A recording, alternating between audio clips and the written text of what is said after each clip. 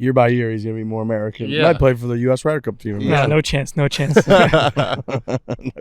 he says. Fore Players at Barstool Sports. This is a Chevy all-electric stand podcast, if you didn't know that at that point. So go to chevy.com/electric. Check them out. They've been supporting us for a long time. It's a huge week when this podcast comes out.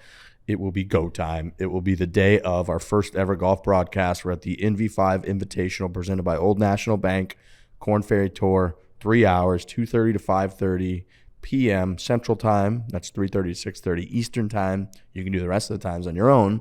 But we're going to be doing a live feed Thursday, Friday, Saturday, Sunday. And then on this show, we've actually got 4 different Korn Ferry Tour players on the show. We've got our guy, Adrien Dumont De Chassart. Pretty good. Who is a Belgian fella.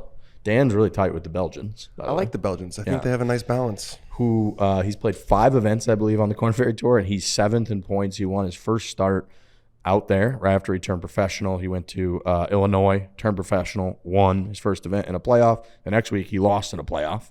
And he's had phenomenal finishes all throughout. We'll talk about him a lot on the broadcast. We interviewed him for about a half hour. He's great. He's a very professional fella. Super polished. By all accounts. That was my takeaway was that's a guy you talk to and you're like, yeah, he's just going to play on tour for 20 years. And, a lot of those guys think he's one of, if not the best player out here already. That's the sense I'm getting on the range is like, they're like, oh, you guys talked to the right guy. So yeah, so Adrien was great. And then we did a round table last night, kind of.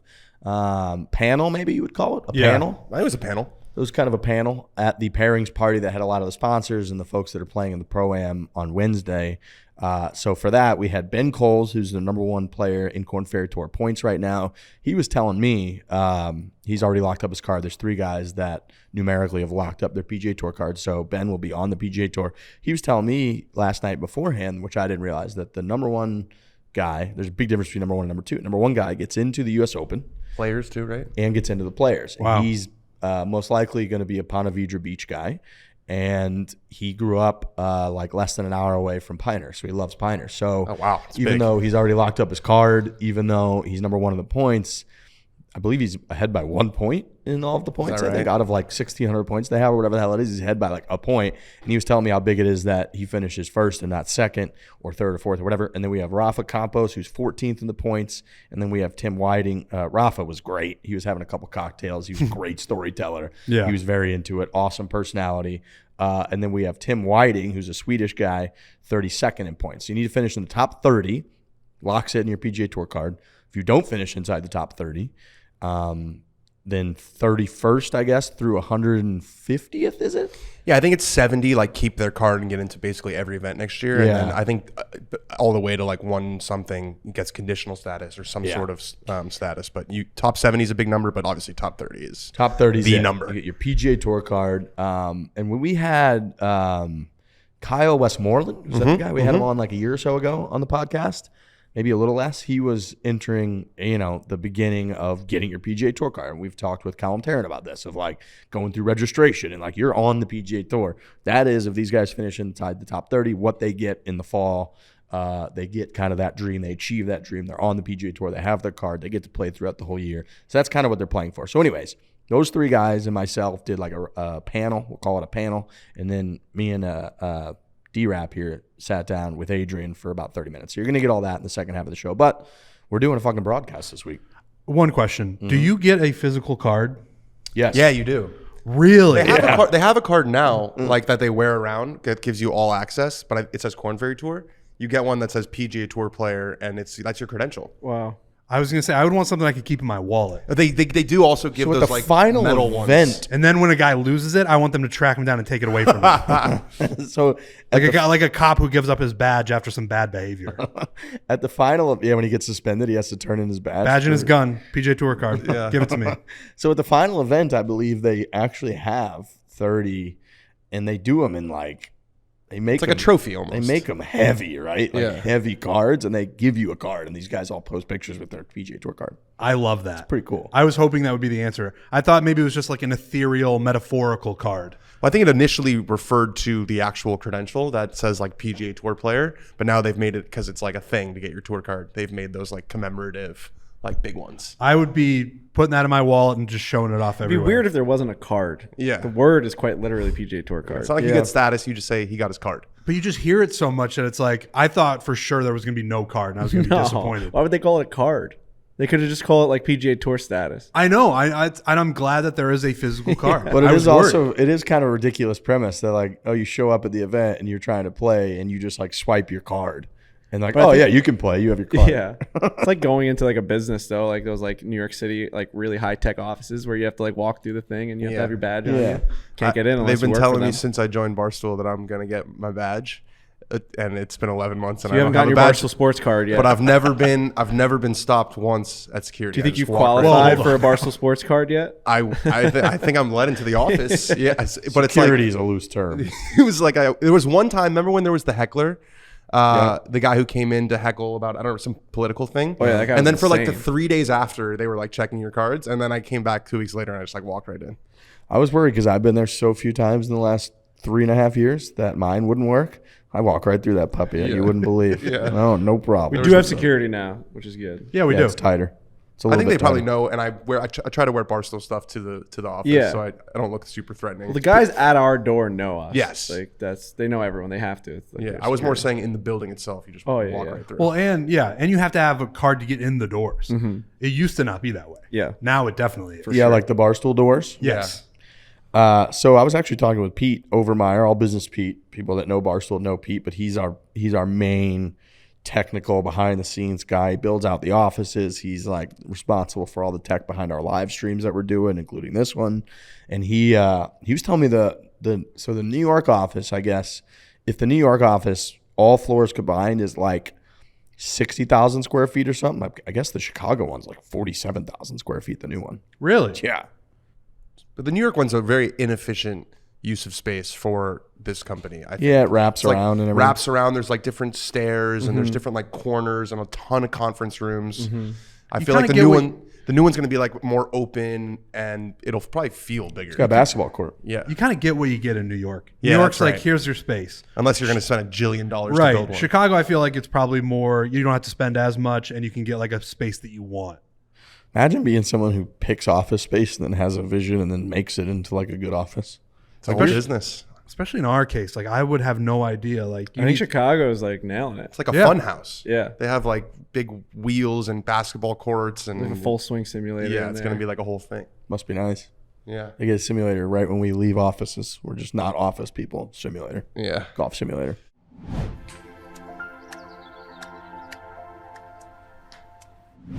Chevy, we love Chevy. They've got convenient ways to research and shop electric vehicles online. You go to chevy.com/electric, and when researching, you can utilize Chevy My Way.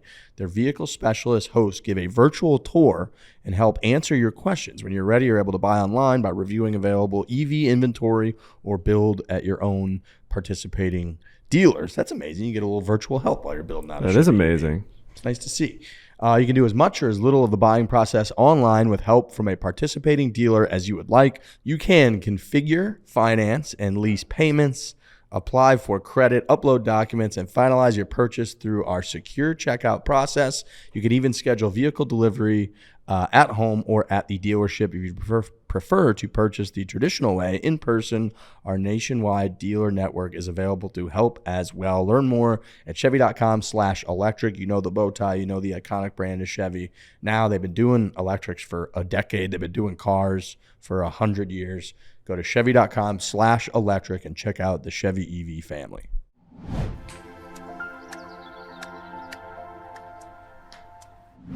We were talking on the last week when we had Lurch on about like how if you lived however many 100 years ago and they said like create a light bulb, you say that there's like could you actually come up with like electricity and like a light bulb? No.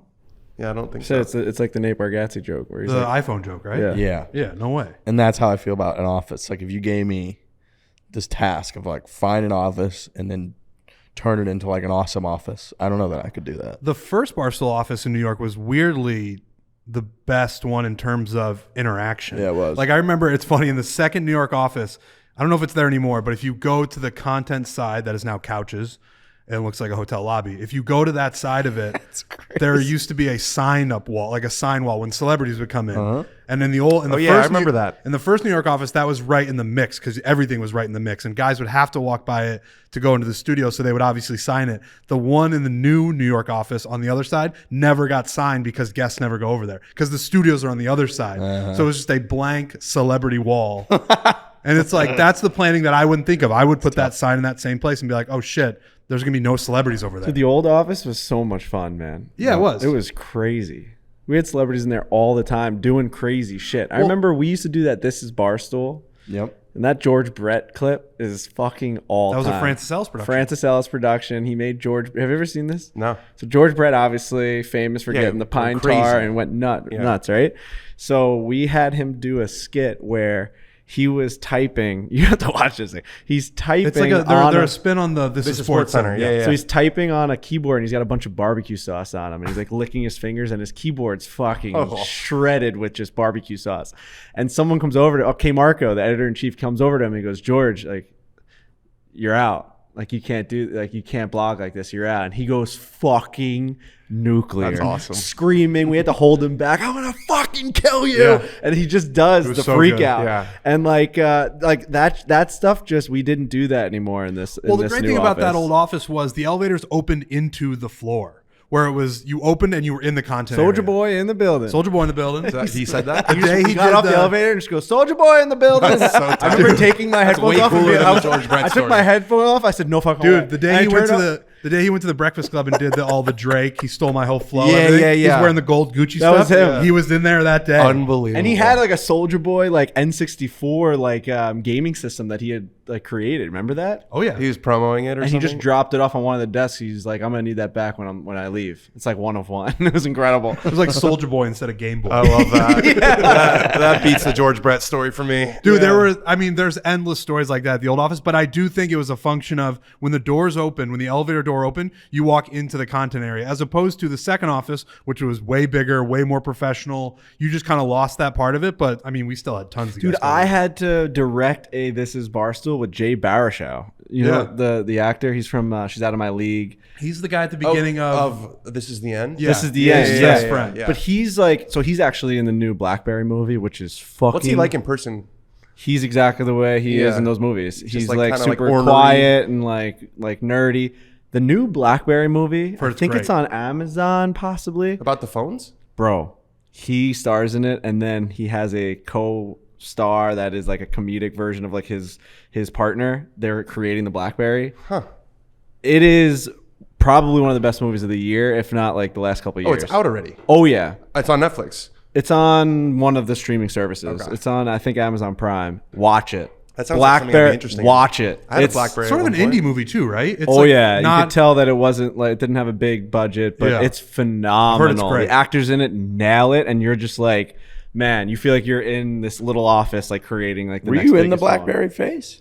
I Too young. I was, but I was like, it's a sore subject. I just like never got one. I had one. I had the Pearl, the small one. Dude, I It had was the like half the shittiest size. phone. See, I had like all of them. Yeah. Yeah. Because that BBM was the coolest thing ever. All my friends BBM were on was- BBM. BBM That was the off- first, off like, the red charts. receipt. That was like iMessage, right? Yeah, Where but it you was could like see fast. it had D and then it would Dude, change I had a to R when you fucking. read it. I had a Verizon chocolate.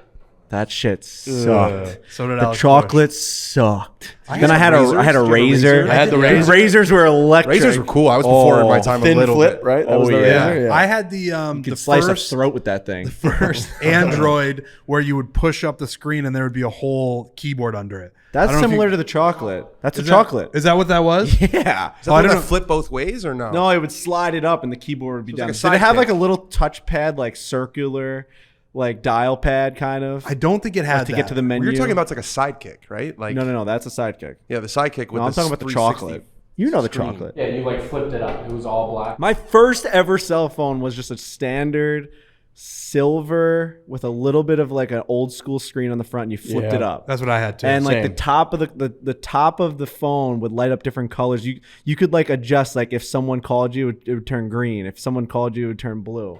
And I think it was LG. I think it was an LG phone. I think mine was too. But you want to? I had one. Verizon. Yep. It was a Ver- Mine was Verizon. I think mine might have been an AT&T flip phone. This is how old I am. I had an old Nokia. which was The just yellow brick. No flip, right? no flip, just screen, keypad on the front. Bro, what was the yellow brick Nokia phone where you could it was like a walkie-talkie? Oh, That was a Motorola. Motorola. Those are like those chirp commercials. Chirp, chirp. No, dude, it was like all the cool. My cousins had them. My cousins in like Farmingdale had them. It was like they were like fucking like cool. Like they were wearing baggy like AND1 shorts and shit. I remember Sidekick was like the really cool one because it had Bob, which was the game that no one. All the girls on Sidekick, like they fucking thought you could hear their fucking nails clipping on. A lot them. of rappers I hated had that Sidekick. shit. Yeah, it was cool. It was a bit of a status symbol. Yeah, It was. I just didn't get a BlackBerry. My parents didn't like let me get one or something. It was weird. I don't know. I never used to be able to like play like war games. When Me I was either. a- No I war hated games that when I was shit. a kid. So just fucking FIFA and MLB. FIFA Played and war games like Madden. you wouldn't believe. Dude, Yeah. I'd go to like You're my fine. friend Chris's house and we'd Turned play out all right. Halo and fucking Call of Duty, and I'd be like, I'd have like fun dip and sugar around my fucking lips. I'd be like, yeah, I'm going crazy. Like, let's kill everyone. Yeah. Our Like, first, dude, it's all right, I want it's just blood. normal. Oh yeah, Our and first, I'd go home and play like Tony Hawk and like Yeah. hope that like the guy broke his falls, leg. yeah. Those are great games, though. dude, the first big like first-person shooter game for us was GoldenEye. Yep. And It's like James Bond. you could play 2-on-2, James Bond, GoldenEye, and it was like Natalia was in it, and they did the whole storyline. great game. And then you couldn't be Odd Job because Odd Job was like the little person. Yeah. So if you were Odd Job, it was cheating because you just shoot right over him. Right. Whereas he would shoot right at your like stomach and kill you. And then we would always play. It was the first time you could do 2-on-2, and we would play on the map. I think it was like Facility was what the map was called, with the bathroom up top. Yeah. And you would have to try to hold the bathroom because you play Golden Gun. Golden Gun was one shot, one kill. And there's only one golden gun, only one person could have it. So you would get it and then try to hold down the bathroom, and people would throw grenades in there and try to get you. And then we would take a huge piece of poster board, and then we would set it on top of like a coffee table to split the screen in half. Oh, so it's real. Wow. Dude, I've seen that as a meme. gamer. You guys actually did that? 100% That's did insane. that because there was no way to play on different TVs. I hated when people used to. and it sucked if you screen watched. Screen peeking watch. was a big deal in our community. Huge. Alex And when Bush my community was like my fucking friend group shaking of his 8. head. Alex Bush is like, yup. Yeah. Yeah, you love Well, this he's a shit. fucking Bro, nerd. the great thing, one of the great things about GoldenEye 2 was the What is mines. it called? Is it called Where you- screen Oh, peeking or what? awesome. Screen peeking. That's like the name. Is It's there still a cooler thing? name for it? Or? No. Is it still a thing, or they figured out with different screens? Yeah, you play on your own screen. Together on the same. Got it. One of my good friend Richard growing up, he would screen Did you call him peek. Dick? Mostly Richard, but he would screen peek. What's his last name? I can't. I can't. Poor Richard's just sitting at his desk. We're just doxing. I this can't. guy. I can't. But he would be. We I would would have called him we, Cock. We would play. You're gonna lose it when I tell you his last name once we get done. Recording. Yes. I can't. He's still one of my good friends, but he would screen peek. So we would have ones where you could screen peek. We'd be like, screen peek. Yeah, yeah, It's yeah. part of the strategy. Do it, bitch. Where he would run around. He would on his screen. He would look at the ground and he would look at everyone else's and kill people that way. Yep. It was crazy. Yep, that's such It was a an good move. insane skill. It's a That's a villain heady move. move. It's a villain move. We would get so mad at him, but he was so good at it. So the mines were really cool in that you had proximity mines, which were like normal mines that if you walk by it, you'd blow up. Then you had remote mines where you could throw mines certain spots, and then when somebody walked through there, you could just hit the trigger and it would just blow them that up. was, That was probably Call of really Duty, right? satisfying.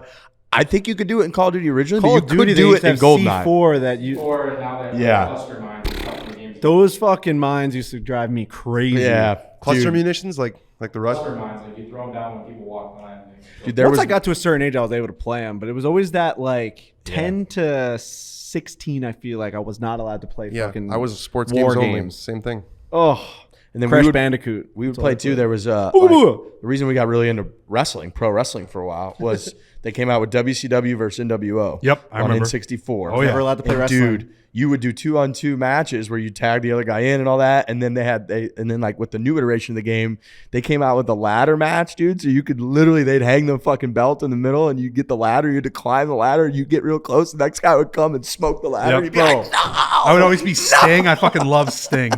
He Yeah, was the Sting was best. So I Yeah. used to not be With able a to do bat. any of that shit. And then, so I used Drumming my, up bad memories for Frankie. my dad would take me to couldn't do any of Every good memory turns dark when it goes over to Frankie. Yeah. I mean, I have amazing memories, but I just couldn't play the games I wanted to play. Fucking my dad would take me to Childhood was great. Blockbuster. Blockbuster was right down the road, and every time we walked into Blockbuster, the guy that was working there would say, "Hey, how you doing?" And he would say it the second you walked in. I always remember my dad tried to get a "Hey, how you doing?" before him, and he never got it except for one time. You really are your My father's dad son. stopped me, and he goes, "Hold on, I'm gonna do it this time." Like we snuck up on the door. right? Like he didn't see us coming, whatever. And my dad slowly, because it would ding. It would there'd be a little ding when you walked in. So my dad would slowly open the door and go, "Hey, how you doing?" And he finally got, and the guy got nuts. Like he had something wrong with him where he had to fucking do it. Yeah. Like if he didn't say, "Hey, how you doing?" his whole entire day, like he started moving around little like things. Saying the guy who worked at Blockbuster who said, "Hey, how you doing?" the first minute maybe had like a little. Something. Was, something that was there. checks But out. so my dad used to take me to Blockbuster, and I used to fucking sneak in like a wrestling game. I used to like rent games at Blockbuster. And I remember going home and getting it and putting it into my PlayStation, and I'd like look around my room and play like a wrestling game, and then I'd like smack someone over the head with like a chair, and then turn around and be like, "Was that all right?" And then like I'd look back at my screen. I was like a feral cat, like fucking jumping around my room, fucking trying to put people into like a chokeholds and shit. Those rental places were bizarre places. I had Mr. Movies. There was a Blockbuster, but it was further away. But it was a Mr. Movies where you would go rent video games and movies. And what we would do, this has nothing to do with video games, by the way, but we would rent horror movies. We would go to the horror movie section, and all we would rent was horror movies. We'd be like, let's get this one, let's get this one. And the only reason was because they showed boobs. Those movies would show boobs. You couldn't rent like a normal nudity movie. Your parents would be like, no. But if you rent Chucky of the Bride, and it's like they have no idea. It's like we would just get to see boobs. There were no pornos in those stores at all. Like there was a back room. Okay, you had to show a card or behind the something. Yeah, you couldn't get in there. No, behind you couldn't get in there. There was like a cloth curtain. I don't think Blockbuster had a rated like a. I don't think so either. I don't think they had like Mr. a rated Movies X. was more of like a local. They were like, we'll put porn in the back. We would I get always had to pee when I walked into those. Do you guys ever feel that? No. Every time I walked into a Blockbuster, I had to pee, even if I peed right before. How do you explain that? I think it was just like an excitement thing, but something about so excited you have to pee? something about the carpet and the rows of technology. I had to Triggered pee. your bladder, yeah. I had to pee the second I got in. you weren't The coming? second I got in. No, the second I used to go like, oh, we got to pick what I got to go pee. I had to pee so bad that it was gonna come out of me. And here you are judging the hey, how you doing guy when you walk in. This guy's about to piss his fucking pants. What were you saying? for us, we got our boob fix and all that, even to a higher degree on hockey road trips, where we would pick a hotel room and say that we're going to watch a hockey game or something, and like the whole clique from the team, 6 guys from the team, 12 guys from the team, whatever, would go into like a hotel room, and then we'd be like, somebody get the remote, and you'd be able to, because if you're in like somebody's parents' hotel room or something, you'd be able to like order and buy. Not like fucking, getting bricked up with the boys on a hockey. Dude, trip. we You know what I used mean? to when you're have like 12 or something, you're like, anybody ever have the Fucking scramble jerking off in a room. Everyone like starts to put Dude, it's- pillows next to themselves. Anybody Everyone have gets the their own smell little- weird in here. so fucked up to think about, Why is but the that we floor did that on sticky? like every trip. the scrambled spice channel? We had that. It was channel 62, and it was just regular TV, but it would, once you got to a certain channel, if you didn't pay for it, it wouldn't be there. It would be scrambled, and every once in a while you'd be on channel 62. You'd hear a lot of moaning, but then you there'd be a boob every once in a while. It was Hell like, yeah. man, we were looking for boobs. Yeah, Anything you could I get. remember my parents had like HBO, had like the movie package. So Cinemax was where I got my. Oh, fix. yeah. So it would be like A lot of softcore. after all softcore, but it was still core. You know what I mean? I sure. still, Core memories. yes, I knew what was happening. It was Softcore It was memories. like I remember after they would go to sleep at like 11 o'clock, I'd go to Cinemax, and it would be like, these softcore porn movies of like, yeah. 2 sisters gone bad, Oh, yeah, and I was it's just crazy. waiting for them to go to Chaos. sleep. I was just waiting. When I was young, this is not a golf podcast anymore. It's a boob podcast. It's we got HBO when I was a kid. Like that was big. We got Yeah. HBO, and Sex and the City was on there, and like that Oh, was that one blonde chick was fucking everybody. right. And like but sometimes you watch an episode because you think the title as a young man, and you're just full of hormones. You're like, every single episode is going to be basically a porno. Yeah. And sometimes there would be no boobs. Sometimes there would be a lot. But you would watch them and be like, this is awesome. best show HBO ever. is awesome. And then Cat House, if people know what that is, like, Oh, yeah. oh boy, Girls Gone Wild. yeah, You remember that? I used to make an appearance on my Cat TV. House was insane. yeah. It's like a brothel in Las Vegas. Yeah, and they'd I line didn't know. them up. I didn't know Cat House. Air Force Amy. They'd be like lined up, like in the hallway. It was a legal brothel in Legal Las Vegas, brothel, ran yeah. by this guy Dennis. Wow. He He was like red faced, right? yeah, oh yeah. I actually, and this could be He had a heart attack. right. This could also be fake news, but I think that Cat House. This could be wrong. Is that where Lamar Odom went? That's where I think Lamar Odom went, and had That like makes a sense. seizure and like he had almost a bad died. episode. It wasn't good there. for No, him. but Yeah. that was Cat House, Sex in the City, all that shit was NV5 HBO. Invitational presented by Old National. They're gonna Bank. love this lead in. They're gonna love this lead in. This might be what they get, this weekend. Right.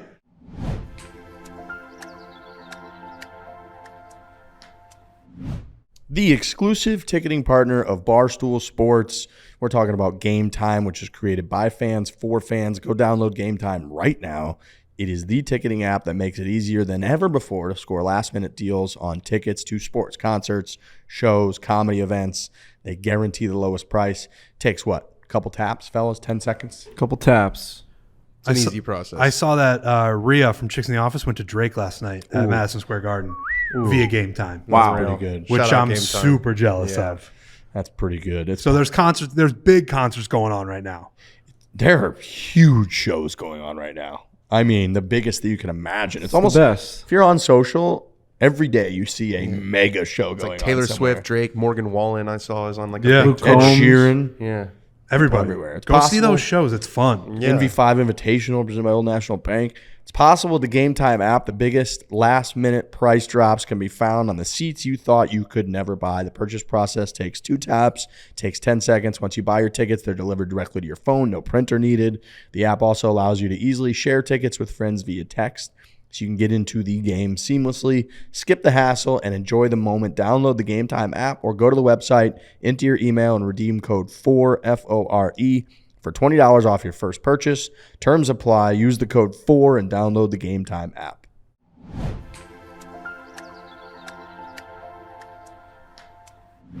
Can I ask a real question? Yeah. How nervous are we about this broadcast? Well, first of all, you can see it on barstool.tv. I don't Okay. think we've said that yet. That's where it's going to be living all week and weekend. So barstool.tv is like our home for live streaming. This is where we did the Barstool Bowl in Arizona. This is where we do the Barstool Invitational for the basketball. This is where we have been streaming all of our real sports as opposed to just the shit that we do on YouTube and stuff. Right. So make sure you go there, barstool.tv. I will say I'm way less nervous than I was. Okay. I feel like we're pretty prepared.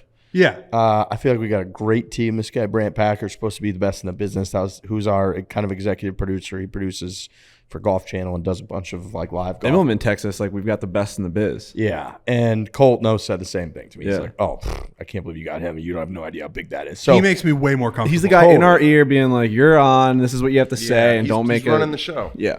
and I think we got a lot of talent. Like, I think we got a lot of talented people that can just talk and be interesting. We got Kirk, Francis. We got everybody in this room. Jersey Marsh. Jerry's Jake gonna Marsh is make a great. Jersey appearance. Jerry's going to show up. Francis is going to be up in that Big booth. Cat's here, I think, for a day. Yep. France is one of the more well-spoken, like funny people I've ever met. He loves golf. So I think we're going to be in good hands. We've been doing a lot of like research on the contextual stuff, I guess I would call it. We've got Justin Ray, who we talk about on this podcast all the time, stats guy, golf Twitter people know him. He's got like 80,000 followers on Twitter, just basically tweeting out interesting golf stats and facts all the time.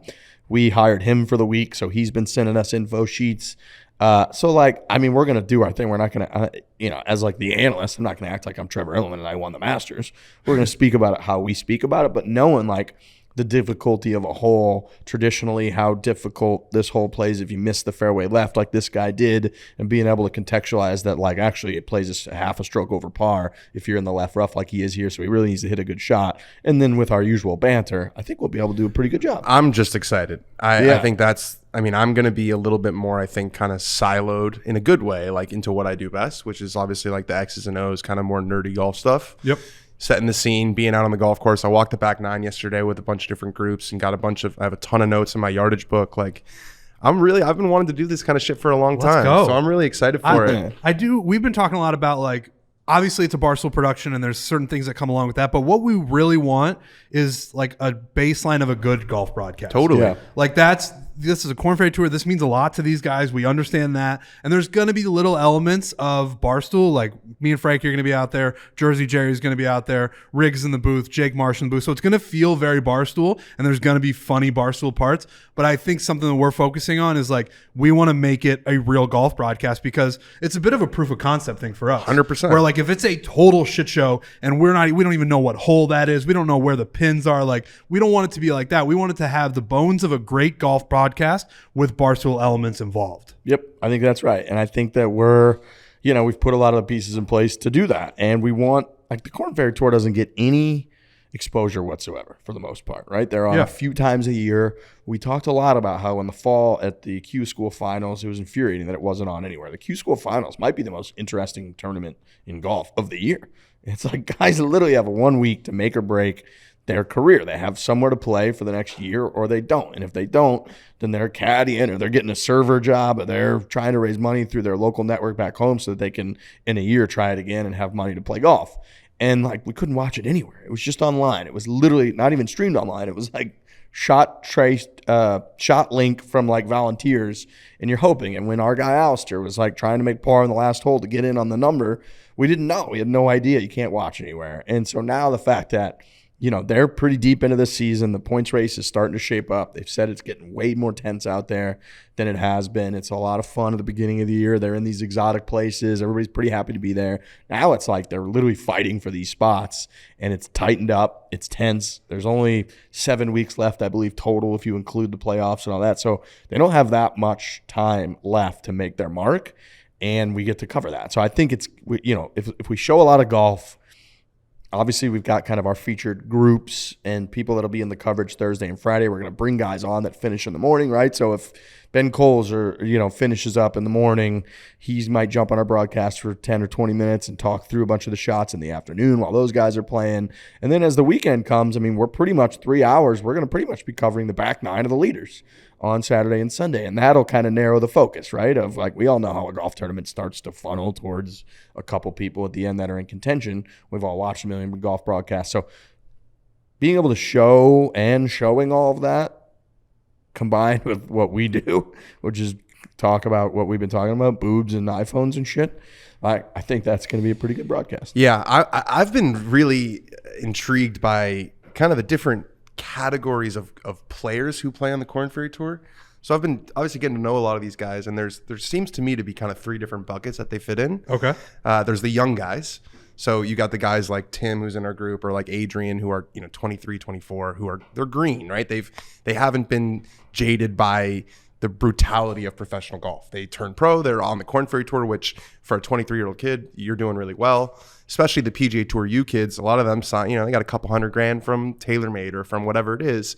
And I think there's like a little bit of jealousy, not like mean way, but there's guys, and then there's the guys who played on the PGA Tour and either are not playing well or are older. There's a couple guys, and Chad Campbell's in the field who's played in 3 Ryder Cups. He's 49. If you're 49, they give you a year on the Korn Ferry Tour to get ready for the Champions Tour. Oh, interesting. So he's doing that. There's someone else in the field who's doing that who I can't remember. So there's those guys who are either on injury or not playing well. And then there's just like the life grinders. Yep. The guys who are like between sort of 28 and 35 who have just been doing this forever. And probably at the end of every year, they're sweating about how much money they have. So it's not one size fits all. And I've been surprised that I thought it was going to be younger than it is. There are definitely young kids out there, but there's a lot of not young guys. Especially in the top 30. I thought that the top 30 was going to be like 25, 26. No, it's like this guy's 37. This guy played on tour last year. This guy's having the best year of his life. This guy's 23. It's all over the place. These guys are in some aspects 1 week away from the PGA Tour. One good, putting it all together week away from playing their dream. And like that's throughout the entire list of all these players that are playing in this tournament. And that's a way different vibe and just pressure that we're not used to. We show up to a PGA Tour event and just every guy is just either cashing a check or winning, a ton of money. This is not that case. It's actually 2 Ryder Cuppers in the field. We got Chad Campbell and we have Jeff Overton. From Boom Baby. He's got that famous clip. He's in the field too. Was in injury. They gave him a medical exemption onto the Korn Ferry Tour. So there's names out there that you're like, oh, I didn't expect to see. Sam Saunders, I saw at breakfast today. Arnold Palmer's grandson. It was like, I didn't realize he was in Scott Brown's out here. Scott Brown, Sean O'Hare, who Tiger beat at Bay Hill. I mean, there's some guys, some names. Brandon Harkins, he played with Tiger at Quail. We had amazing stories with him. We heard amazing stories from him at the bar the other night at Barstool River North. We were going to try and grab him for the broadcast for sure. I mean, the guy's played on tour for like 3 years. He's just out here just getting his game back together, just trying to get back. He's like best friends with Joel Damon. He's like talking to him every single night, and like they're like the same type of player, but one guy has just figured it out to be more consistent than the other. They're probably the same skill when they play at Mason. It's not like you Joel's played with him shots before, Riggs. Like he's just like, I'm like good enough to be up there. I was up there. I was playing with Tiger on Sunday in a fucking professional golf tournament. I'm there. It's just I'm here this week. And for context, Scotty Scheffler won this event in 2019 at this golf course. In 2021, Cam Young won this event at this golf course. So, like, I was thinking about that Scotty. I mean, like a couple months after we did our whole Bethpage Black showing, like Scotty Scheffler won here on the Korn Ferry Tour. And like 2021, like over a year after COVID started, like Cam Young won this event on the Korn Ferry Tour. So it's like not that long ago that these guys are some of the best players on earth. Scottie Scheffler is the best player on earth. We're right here in the same position that a bunch of these guys are in trying to win it. So it's wild that they're that close, that these guys are that good. And yet the exposure level and the fact that people don't really know who these guys are is such a stark difference between here and the top guys on tour. And so we're going to try to showcase that. Think we're going to try to highlight some of these stories and put on a good golf program. We were talking to Kevin Price, who works for the PGA Tour. He's a hell of a character. I think he's now been to every Korn Ferry Tour event, which is crazy to say for the Korn Ferry Tour. Yeah. And he was talking about, he's like, yeah, I remember when Cam Smith got his card, he was like really quiet. And the vast majority of great players played at least a little bit on this tour. It's very rare to get your card without it. So Zalatoris and Tony Finau and these guys, they were out here. I think Willie Z in like 2020, maybe Willie Z lost in a playoff in this event. Okay. So like, isn't that fucking crazy? Yeah. Like, Hearing those names is wild. I know. It'll be cool for our viewers to be able to watch this, see who wins, and then keep track of that person. Is it the next guy, Scheffler? You know, like we can look back and say that we were here for that moment. That's going to be pretty fun. Well, that's what's cool that we're streaming it and we're showcasing these people because, like, those guys can come out of here and they don't get a ton. All the players that we've talked to are very appreciative that we're here, which is very cool because they know, like, exposure is a big deal, and the Scottie Schefflers and the Will Zalatoris, they can come out of here. So getting in on that story early will be very cool for the viewers. And the vibe is totally different. Where if you're at a tour event, granted, we have never broadcast a tour event, maybe the vibe would be different. But the guys on the range they're doing their own thing. They've got their coaches around. They've got their agents. They're sort of guarded. The guys here, they see us and they turn around. They're like, "What's up? What can I do for you this week?" Yeah. So it's been really, really nice to work with willing participants. Alistair's in the field, obviously. He's our guy. We've had him on the show a few different times. Good friend of mine out in Arizona. Good friend of everybody at this point. So we're going to focus on him a ton. He wears our stuff. We love him. I got Logan McAllister. His caddy is Joe LaCava Jr. Joe Jr., if people remember, we first met him during that Bethpage PGA when we were all over that place. Joey LaCava, great Also, friend Charlie of the Woods' program. caddy. He was Charlie. He's been Charlie Woods' caddy a few right. different times. Yeah, he pulled the part of my take head cover off that driver. That's right. That's right. Logan McAllister, absolute badass. Oklahoma's runner-up team. I think he might have been the guy that had a couple different holes in one at Greyhawk during that final a couple years ago. We've got this guy Chan Kim, who He's a beauty. you and I were talking about, who's by all accounts a beauty. Some great stories of him, who likes to get after it, show up the next day, and then shoot like 63 and win golf tournaments. He's got a hell of a story where he basically has just been Mr. Japan Tour. He's been like the best player in the Japan Tour. He's played in, I think we said 11 major championships. Played in 11 or 12 majors, playing almost exclusively the Japan Tour for years, made over $5 million over there playing on the Japan Tour, and then gets a ton of official like world ranking points because of the way things are weighted. And he was like, rather than go grind against guys on the Korn Ferry Tour, I'm going to dominate this Japan Tour, which he has. Now that there's such an influx of cash over here in everything. And the ranking points too have changed. And the ranking points have changed. Korn Ferry Tour, PGA Tour. He's back over here trying to make it. I think we said he's 40th or somewhere Yeah, he's around in the there. 40s. So it's like, I think, these guys come and they're like, oh, I'm going to play a year on the Korn Ferry Tour. It's not so easy. Right. Like you gotta put the pedal to the metal. Other guys we've got in the field, Chris Goddard, who Lurch was never able to get on the podcast for us, despite the fact they played golf together every week. And he is like a Rumson guy.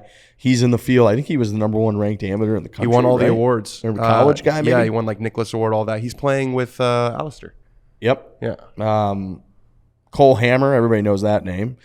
He was a Texas guy. He got a lot of love when he was an amateur, when he was at Texas. He's got the pretty face. Rob Oppenheimer, he's a New England guy. I feel like I've seen him. He played in a couple different U.S. Opens, and when he has, I think the first time maybe we saw him was at like Pebble, and he was one of those guys that came up to us and was like, hey, I'm a huge Barstool guy, because I can't remember exactly where in New England he's from. It might be Massachusetts, but I saw him yesterday on the range, and him and his caddy went out of their way to say hi, like a bunch of guys have here, but be like, we're so pumped that you guys are doing this, anything you need. So I love Rob. He's awesome. Also very topical name, Rob Oppenheimer. Mm-hmm. That's right. I still haven't seen it yet. I know you saw it, but I haven't I don't know seen if I it can either. talk about I saw it I haven't Sunday seen night. it either. I don't want to give anything away. I had No. to promise my It's excellent. One of the better movies I've seen. Sim season. The Sim 13th, season. the 13th 100 out of 100 from Jeff D. Lowe. That's right. Huge. Yeah, That's it is. right. 100 out of 100. Yep. Gave it 100 out of 100. Pretty good. It was excellent. That's really good. It's an experience. Did you see it in like a souped up theater? I didn't see it in like an IMAX or anything crazy like that or 3D, but I saw it in one of those theaters that's got like the recliners. The recline is non-negotiable for me at this point. Yeah. If it doesn't recline, I'm not going to go. Yeah, and it was an experience. I Yeah. got to tell you, I Yeah. took a couple chocolates before, so I was in a great headspace, and I no-brainer. just enjoyed the hell out of it. You should try it. I think you should try some gummies for the first time for Oppenheimer. No. Yeah, I gotta think, be. No, I think can't- you should. I'm think you'll a empathize huge, with like the big people of movie Japan. moment guy. I can't be on PEDs for the first time in my life watching something like that. Dude, it'll be even better. I think no, it's you'll not true. empathize It with was the people at great. a different level. I think No, it'll be no. really touching. I was just sitting I there like, empathize. wow. I get into the movie. I like melt into into the chair already. No, you don't. You don't know what melting is. We'll I show you melting genuinely into the think chair, that my buddy. brain, the way it operates, I'm almost closer to how like people that are more reserved feel when they take something like that. I think that's right. Probably. I don't need I cry when I like watch. I get emotional. I get into it. Like I'm fucking. I don't know how much more I could be. Well, like what would I be? I'd be on the floor. Maybe. Might be fun on the floor. Yeah. I like it. Another guy I note, Tom Whitney, who Monday Q is caddying for. So anybody again in the golf Twitter world, Monday Q is awesome. He just been following these stories for years and years. He highlights it better than anybody on earth. We're going to get him probably on the broadcast a little bit, chat with him, but he's caddying for Tom Whitney, who I believe is inside the top 30. Yeah, he's good. Having a hell of a year. So quite a few names. We're going to highlight more and more names as we kind of go through it, as we get out there, as we, present the broadcast, see how the leaderboard shapes up throughout the weekend. But yeah, we're going to be putting on a live golf broadcast for the first time. It's pretty much us. We brought in some more Barstool personalities. Obviously, brought in Jay Ray to do the stats and stuff, but we're pretty much leaning on ourselves. I think there's a rumor that if Joel Damon misses the cut up at 3M, it'd be a real shame if people rooted for him to miss the cut up there. But if Joel misses the cut, he said he might come down and join the broadcast for the weekend. We FaceTimed him with Brandon Harkins at the bar on Tuesday night or Monday night. And I said, Joel, I love you, and I hope you missed the cut. And he kind of laughed, and I don't know if he said under breath, but I think he may have said me too. I think he's like, I hope so too. I hope He had I a see you good this week weekend. last week. He Yeah. finished like 8th or 10th, so he's up to 80th in points. So Yeah, he's I mean, we're rooting for him to do Yeah. well at 3M. It's obviously also- huge for him to make it to Well, the playoffs and all come that. on to Chicago. We'd Come love on, to bud. see Joel Damon here in Chicago. So far. It'd be a quick No. flight. Yeah. No. Quick flight. Yeah. Super easy. And he's got his buddy here. Him and Brandon are like best friends. Their wives are best friends. They live right next to each other in Arizona, so it'd be an easy crash with your buddy type of He deal. also took shits in my house like 2 months ago. Yes, so, he did. Yeah. He did. That's true. Well, at your guest house. Yeah. Which is bigger than most Which houses. is like 300 yards away Right. from the property. I think he took a shit in the main house too, probably. Wow.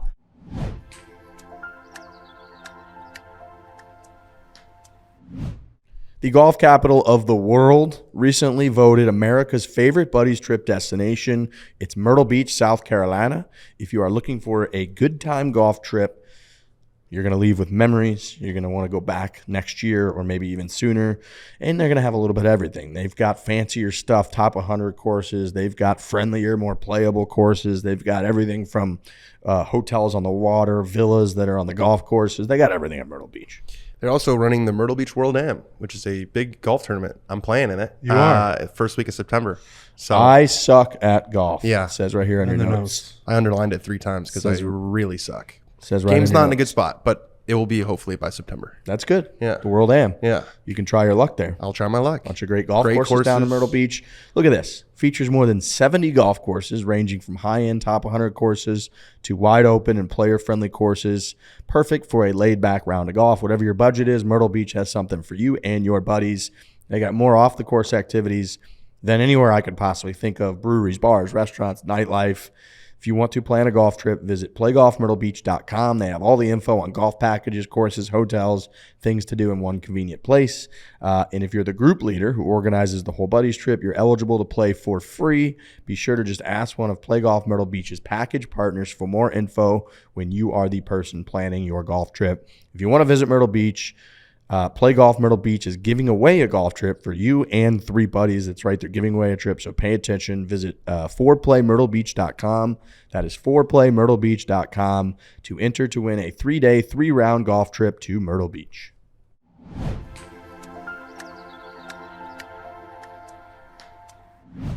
We have big news. I think we mentioned it a couple weeks ago. We definitely did a video announcing this, but this has to do with the Ryder Cup. Our buddy Kyle Rudolph works with this brand All True, and All True basically does these huge sweepstakes to raise a bunch of money and give away incredible experiences. So we actually launched this around 4th of July, I think it was. Yeah. We're sending you and a winner and a guest. They can bring whoever they want. 2 people total. Yeah. To the Ryder Cup. And it's an amazing, amazing giveaway. Where's the Ryder Cup this year? It's in Italy. It's in Rome. Roma. Whoa. So we at Foreplay, we've teamed up with All True to give you the chance to win a trip to Italy for the Ryder Cup. This is what the sweepstakes is going to include: airfare for you and a guest, a 4-star hotel in the heart of Rome, grounds access on Saturday and Sunday, transportation to and from the golf course, and official Ryder Cup souvenir swag bag. Come on. General admission tickets have already been sold out. I mean, getting a flight to the middle of into Rome, staying in the middle of Rome, and a 4-star hotel for that amount of nights. You're in Italy. You and your hopefully significant other, whoever you're gonna end up bringing to this thing, maybe your best buddy, whoever you want to bring, significant friend. I mean, what a fucking trip that we are giving away here. All you have to do is order some pornos in the hotel. I'll be there, and we'll have a drink as well. I will be in there on Rome. Sunday for my honeymoon. I'm going to be in Rome as it concludes, essentially. Nice.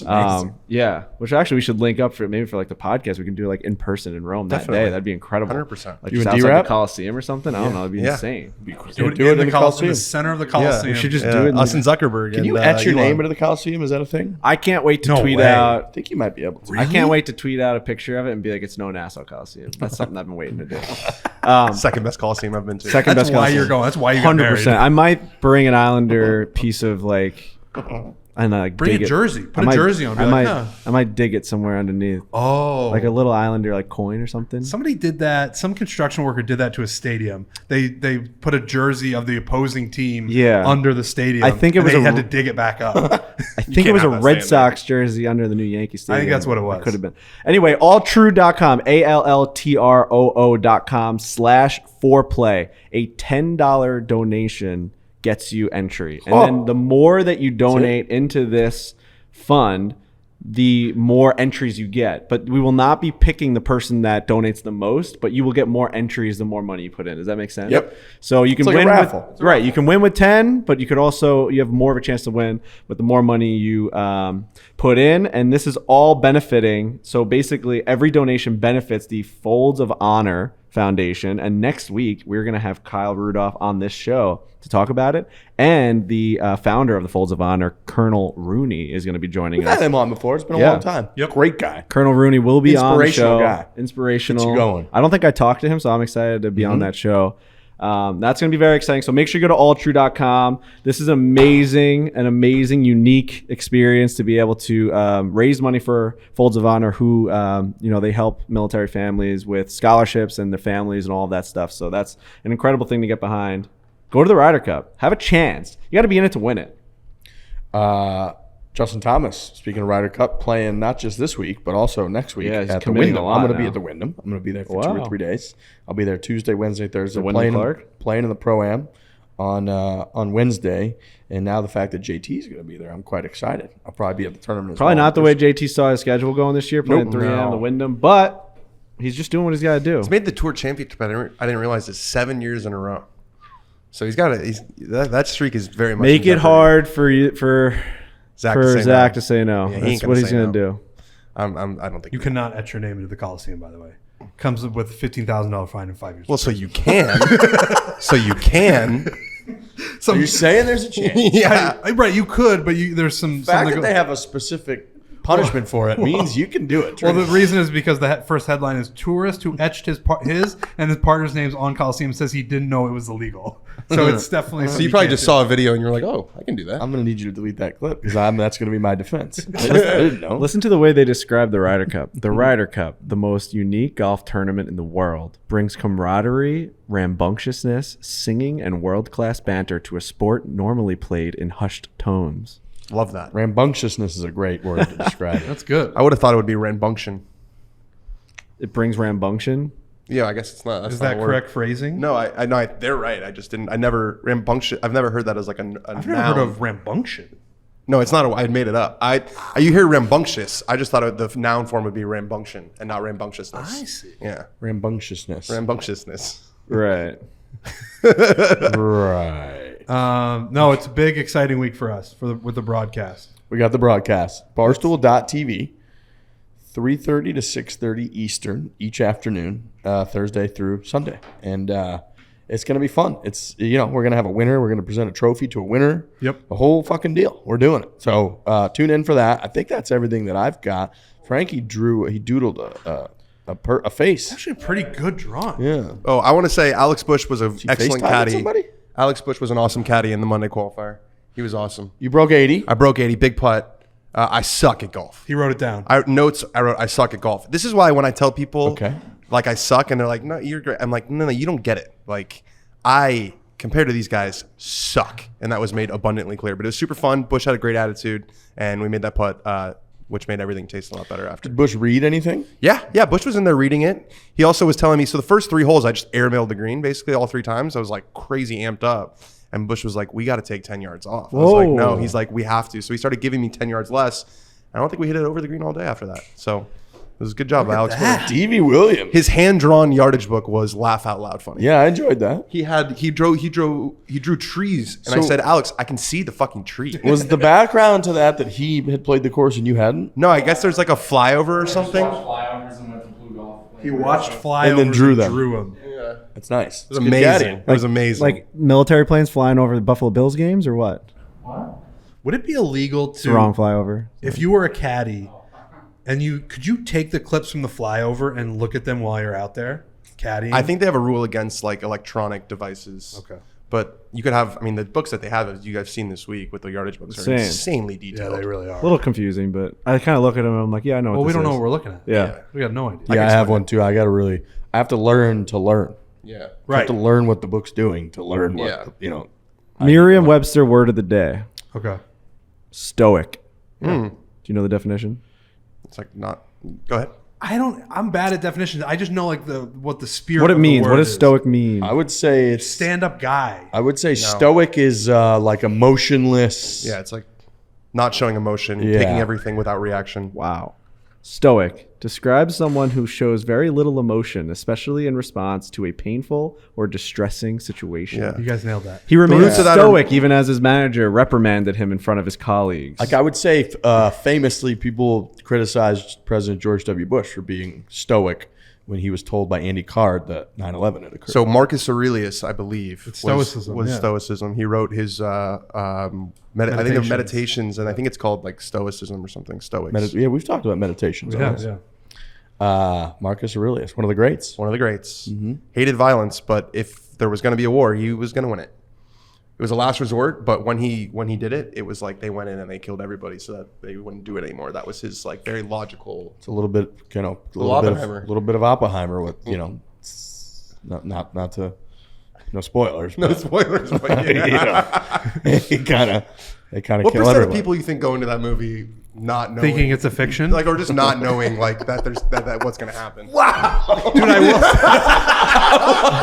Dude, I will say, huge. Like one of the main. We did what? One of the, I can't believe they actually did it. one of the main takeaways, and I guess okay.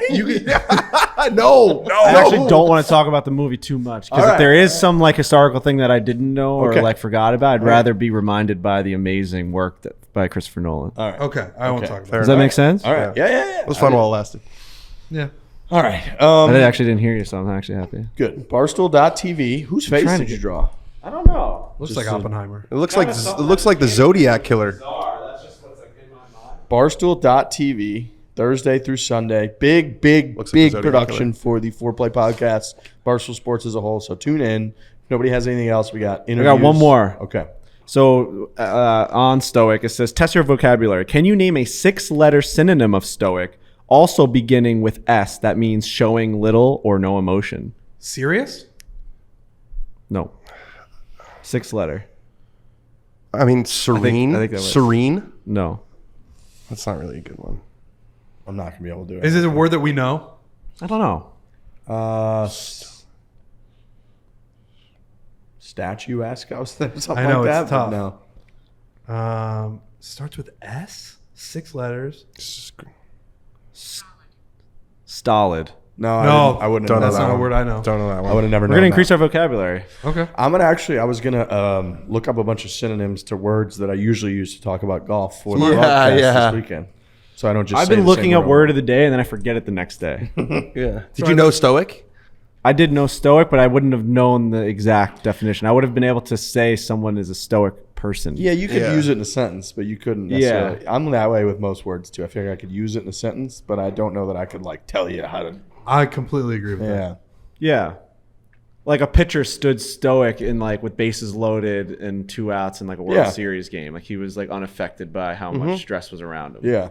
Yeah, I would say like Mariano Rivera was stoic. Patrick Cantlay is stoic all the time. For sure. Correct. We That's- wish he would be less stoic. That's actually a perfect word to describe Patrick Cantlay. He's just Yeah. stoic. Emotionless. All right. Barstool.tv. Check us Show out. the boys some support this week. This is like one of the biggest things we've ever Yeah. done. This is big. Tune in. Tune in. Watch. Even if you don't Korn Ferry watch, Tour turn is it the on. PGA like this. We have PGA Tour officials here with us. Like It's they're more like, this is dramatic. massive. It's like more dramatic. It means more. Like I'm not taking anything away from the PGA Tour also, but I've been blown away by like just the stakes. Yeah, the We're stakes Korn are Ferry Tour this week. We're We Korn can- Ferry Tour guys. 3M. Who gives a fuck about that? No. Where is the 3? That's a fucking Band-Aid. No, we like No, we love the we like PGA Tour. Minnesota. We had a We great love time 3M. up there last We like year. Minnesota. Brock Nelson. That's where the we whole met deal. Kyle Calvin Rudolph. Yeah, true. There's also a really cool story. Eric Van Rooyen's caddy Monday qualified, and they're playing together. They play That's together. amazing. So that's cool. Amazing. That's Yeah. really cool. He just brings his sticks on the road and just tried the Monday qualifying, and he made it. Even if you don't want to watch, pull it up, Barstool.tv on your iPad, your computer, your phone. and Go to just leave it Apple. there. Go to Apple and just sign it on all the laptops. Just leave it there. Yeah. Who cares? What else are you doing? Just go in the other room, cook your dinner, leave it there. That'd be an unreal move if someone went to all the like if everyone went to an Apple and just like on all the iPads and computers they just put Barstool.tv on. do it. That photo of people trying to get Taylor Swift tickets. Exactly. Yeah. Put it Exactly. on every screen you got, even if you're not watching it. Call your friends, your text groups, but go to Barstool.tv. You don't have to watch it. Imagine Alistair wins this thing. Oh, Holy. I just want him even Just in the make it mix. weekend. Even in the mix would I be know, I know. electric. Putting a lot of pressure on him, but that's Yeah, that's all right. It's pressure time. That's why this event's so sick. pressure time. Pressure time. NV5 Invitational presented by Old National Bank, Barstool.tv. Enjoy these interviews with 4 guys that will be in the mix this week. Hit hard. Hit it hard. Hit it hard.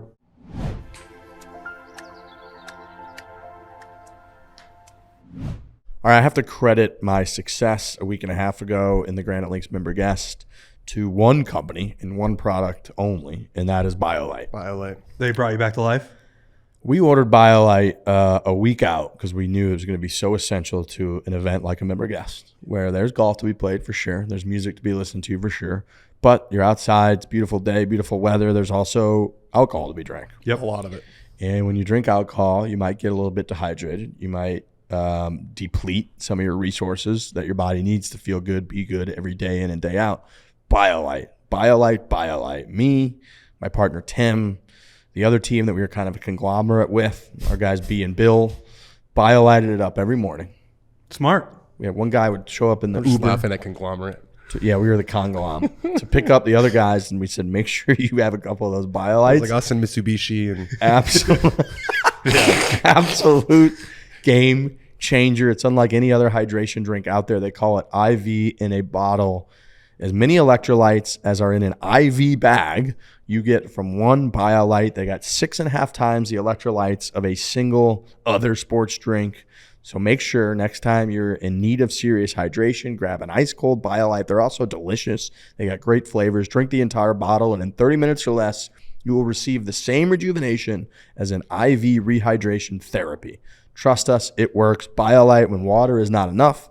For a limited time, use the code SUMMER to get free shipping on your next order of BioLite at drinkbiolite.com. That's drinkbiolite.com. Use that code SUMMER.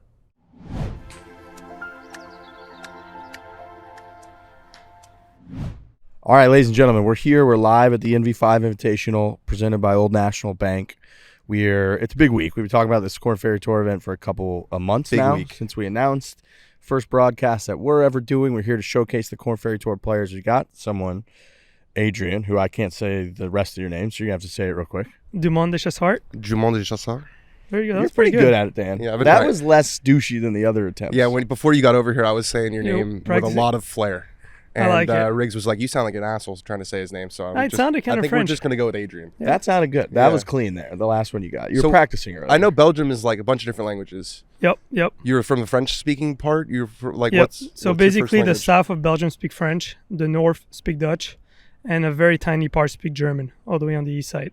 You Yeah, we're speak, trying do to you get rid speak of the just German. French? No, or- I speak French. I had Dutch in school, but then I knew I was going to go to the States for college. So I worked on my English a little more than my Dutch. So my Dutch is pretty shit. Was that But, because of golf that you knew that? yeah, just in yeah, general? Yeah. I mean, if you want to work in Belgium, like you got to speak both. Okay. Yeah. But I never really planned on working in Belgium, so I focus on my English a little more. Dan, I feel like you got a nice little network, the Belgian network. Yeah, Thomas Peters is a good pal. Yep. Obviously, Thomas Dietrich's playing well out on the PGA Tour this year. Was that those guys both went to Illinois? You Yes, went they to did. Illinois. Was that a connection? Was that one of the reasons why you went to Illinois? Yeah. I mean, growing up, I knew Thomas Dietrich pretty well. Not really Peters. I got closer to him the last few years. But I mean, I remember when I was 14, I played around in Belgium with Dietrich, and I think he was a sophomore, junior at Illinois back then. And he just talked to me about Coach Moll, the program, and how good it was to him. And I mean, since then I was like, yeah, I just want to go there. And I think most kids back home just see Illinois as the school to go if you have Really? a chance to go.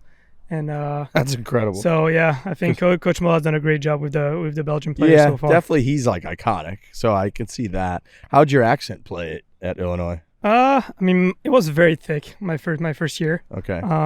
Did You know, it did had a people lot like of that? advantages and disadvantages. Yeah. Uh-huh. But That's good words. yeah, I mean, it got way better over the years. I mean, one thing that was very hard for me was, you know, like in all those business classes when I was a freshman, was like kind of hard because, I mean, I basically got in because I was on the golf team, and Yeah. I mean, I'm not gonna say I'm dumb, you know, but like I work hard. But for sure, there's some guys in the business school that were way smarter than I was. Totally.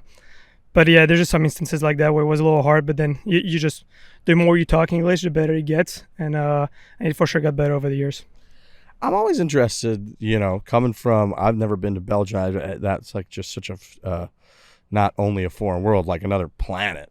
How, like from what age was it desirable to kind of come over to the United States, go to school here, live here, try to pursue a career here? How young were you when that kind of popped in your head? Probably I want to say like around 12, 13 when I Okay. started playing better at golf. And I think those guys like Peters probably barely got to college, and it was more of a thing. I mean, not many players from Belgium like went to college like 20 years ago. Right, they would just You turn know, pro at 18. Turn pro at 18, or you just went to school in Belgium, and it's kind of hard to do both when you do that. Yep. So yeah, I think once those guys just went to college and we saw how they perform at the amateur level, and then when they turned pro, I think that's when a lot of kids was like, okay, maybe the States it's a good option. And I think over the years we've seen so many good college players play good at the highest level. So it just kind of shows that college it's a good path if you want to be successful. Yeah, so you got your status through PGA Tour U, which is a new program. I think it's been around two years now, maybe. Yeah, 2 years and a half. 2 something like years. that. So stunning to me that it took them this long to make a direct pipeline for the best college players to play in PGA Tour events, PGA Tour sanctioned tours. So you finished, were you second or third in the standings? Third. So you were third. So the top guy, Ludwig Aberg, got PGA Tour status. Yep. He went to Texas Tech. He's been great. He's playing really well on the tour. He's already got a couple top 10s. And then I think 2 through 5, you got like full status for the rest of this year. Yep. Yeah, exactly. So how massive was that program for you? Because it's one thing to go to college. You feel like, okay, this is a great way to prepare. I'm going to get better here. It's another when it has like sort of a direct path to doing what you want to do. Yeah, I mean, it was huge. I think one thing is hard when you turn pro is just not knowing, you know, what status you have. And it just kind of puts a lot of pressure on you. And just knowing that I was going to have status for the whole year kind of made it a little easier. And then obviously I had a great first term and made it way easier on He me won. knowing that I was going to have He status won for his next first year. tournament, everyone. And then, you know, then my goals kind of changed. You know, I was like, my goal for this year was to like just finish in the top 75, keep my card for next year. And then that kind of changed after that first term. And I was like, okay, now I can compete at this level. I think I just barely got in the top 30 in the points list after my one. You've After my played win. 5 events, right? Yeah, and then just my goal switched. I was like, okay, now let's try to get PGA Tour card, you know, and that just kind of gave me a lot of confidence. And then I nearly won my second term and lost in the playoff. So that it's been really good so far to me. So Do you feel like people are looking to look at you out here like, screw this guy who just showed up? Like, I'm watching these guys grinding. A lot of guys who have been played on the tour. They've come back. Oh, They're 32. man, they've been. You win your first tournament, you lose in a playoff in the second one. You're not going to apologize for that, but it's got to be an interesting dynamic.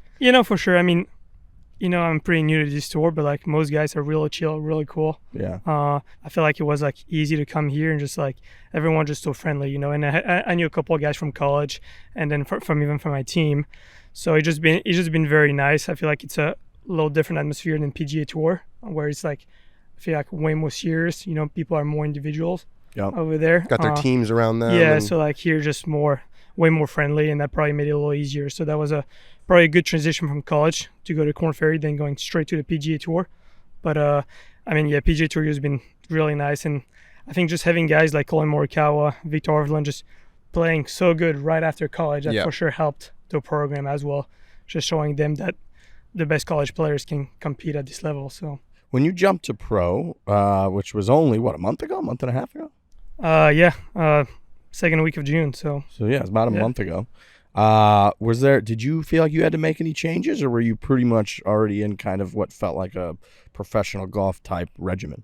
Yeah, I mean, I knew my game was in a good place. And then something that I learned from Coach Mo and then my coach back home and just people around me is like, if you made it there, you don't really want to change anything, That's a mistake that a lot of people do, just kind of start looking around, looking at other players, comparing yourself to others. And I just feel like that's a big mistake. You just kind of got to focus on yourself, just play as hard as you can. And that's what I brought on my first 5 tournaments, just kind of focusing on myself, do the right thing, do the little things right. And it's been working well for me so far. So I think I'm just going to keep doing that. Any level of surprise with just how quickly the success has come? I mean, you're obviously one of the best players in college, and college golf is more advanced than ever, but doing it professionally is a bit of a different level. And like you said, you had a legitimate chance to win your first 2 tournaments. So what was your reaction when you found yourself kind of in contention that first week? Yeah, I mean, it was a surprise. The last 5-6 years, I've only played against, other college players and amateur golfers. I did play the US Open last year, but it was a surprise. I mean, my goal for that week was just to kind of just play my game, see where I was going to be in the field, if I was going to be in contention, if I was going to be barely making the cut, and kind of like, evaluate after the tournament. And just seeing that I was in contention after 3 rounds kind of gave me a confidence boost, knowing that if I just play solid, like you don't have to play like that good, you just got to play solid golf over 4 rounds. And if you can do that, you'll be in contention, or you'll be up there at the end of the week. And that's just something that has been helping me a lot, just knowing that I can do that. And what's hard probably with the Korn Ferry, like the courses that I've played so far are not very hard. And that harder in college, the courses, you think? Yeah, I mean, it's the summer. They've been a little easier than what I've played in college. But that every day someone here is going to shoot at like 9 or 10 under. Yeah. And that's sometimes that kind of put pressure, because on the course, you're like, man, I'm 1 under after 14. Like someone's beating me by 9. Yeah. But like it's very hard to win the day. But if you can just put 4 good rounds in a row, you're going to be up there. I mean, it's hard to like shoot 10 under every round. Otherwise, people would be winning at 30 under every week. But you're just trying to put 4 good rounds in a row. That's really the key here. Yeah, I'm always amazed when I look at the Korn Ferry Tour leaderboards, because it is, guys are 25 under. I mean, last week I looked and it was like, to be in the top 10, you had to be like 21 under, or you were like outside the top 10. Why is that? Is it just because the courses are pretty easy, you think? Yeah, I mean, the course have been, obviously it's warm, balls flying far. Yeah. You have a lot of wedges in. Most courses don't have very thick rough. I mean, they used to call this tour when it was back, the Wet.com tour, like the Wet.com tour, because it rains all the time when there's storms. So like that makes the course softer, which makes it easier. Like that. Wet.com tour. So I mean, just the condition hasn't been that hard and hasn't been very windy. I mean, they had, I think the week before last week in Colorado, the guys that played in the morning wave on Friday had like wind blowing up to 25, 30. So that was playing very hard. I mean, those guys got shafted. I think only like 10 guys made the cut from that wave. I was in the good wave, still shot 3 over that day, so it wasn't good. But but yeah, I mean, you just kind of get lucky sometimes with the wave you're in. But so far, the weather's been really good and it's been playing soft. So it's amazing how big a difference the golf course makes, because we saw the leaderboard last week was 25 under on the Korn Ferry Tour. We saw the Open Championship. There was 1 guy in double digits under par. Do you think if we had a full field of the best players, and if you took like a PGA Tour field, an elevated event field where you have all the top 20 guys, and you put them on the course last week, do you think that there would be like a bunch of guys who were like even more? Would it be like everyone's at 27 under, or do you think that it's kind of a different style of golf? I mean, it'd be a little. The cut probably would be like 7 or 8 under instead of 6, maybe. Not that big of a difference. And then, I mean, I wouldn't see that much of a difference. Probably some people would. I mean, maybe it would be like a 30 under win instead of a 25. Because I think those guys are just so precise with the numbers, and they're so used to play tough courses to where when they play an easy one, it just feels like way easier. Yeah. But the only thing when you play easy courses, like you gotta like be good with like managing frustration, because you know that there's so many birdies opportunities out there, and when you start missing them, you can get frustrated. And I feel like everyone had the game to shoot 25 under last week. But sometimes you're like, man, I'm missing putts. People are making putts, and you like kind of get mad at yourself. Then you make bad decision, and that can kind of cost you like a shot or two every round. So I don't know if it would be that much lower, but it'd be a little better probably. I mean, you see those guys in Hawaii, right? First week of January shooting 33 under. Yeah. Like on a course that doesn't even seem that easy. No, it doesn't. So I don't know what they would shoot up here, but I don't think the difference would be that much because the course is playing easy for everyone. Yeah. But still, yeah. It's funny to hear you talk about Colorado, because at TBC Colorado, I played there a few years ago, and it was like a couple weeks after the Korn Ferry Tour had stopped there, and the rough was brutal. Yeah. Still, and I thought it was really, really hard. Yeah, Like, I mean, it's probably one of the toughest I've played so far. Okay. And That makes me feel. if you hit it like, That's huge. yeah, I needed that. like my driving distance was good enough to where like I carried most of those like putt bunkers. Yep. And I was not getting to the ones that were like 345, 350. Yeah. So that made it like a little easier. But like if you hit in the rough, I mean, you can't hit more than 9 iron. That's how it was. And it was You know? crazy. And it was just, and like I said, like, I don't hit it far, don't hit it straight. So we're in this rough. That's Yeah, then you're struggling. Yeah. far back, and you're like, I feel like this is pretty hard. These guys are saying Korn Ferry Tour courses are really easy. But so out here, have you been out on the course yet? No, Okay. I always Keep usually play driving. 9 holes on Tuesday, 9 holes on Wednesday, and then just tee it up. Really? So you're not Mondays? Did you do anything, or are you just traveling? No, or- I just travel, relax. I mean, when you play a lot of tournaments in a row, I mean, I've only played max 3 in a row because I've only been here for 2 months. Yeah. But it's just kind of important to like save energy out there. And I usually don't practice that much either. I mean, my game's been feeling good, so I kind of rather rest than like over practice. But yeah, I just like to play the back 9 on Tuesday. Usually I play the front 9. I'm doing my pro-ams on Wednesday, and then just tee it up. I mean, usually like 18 holes is enough for practice round. I mean, that's what I've been doing in college the last 5 years. Mm-hmm. I always show up the day before, play 18 holes, and then tee it up. So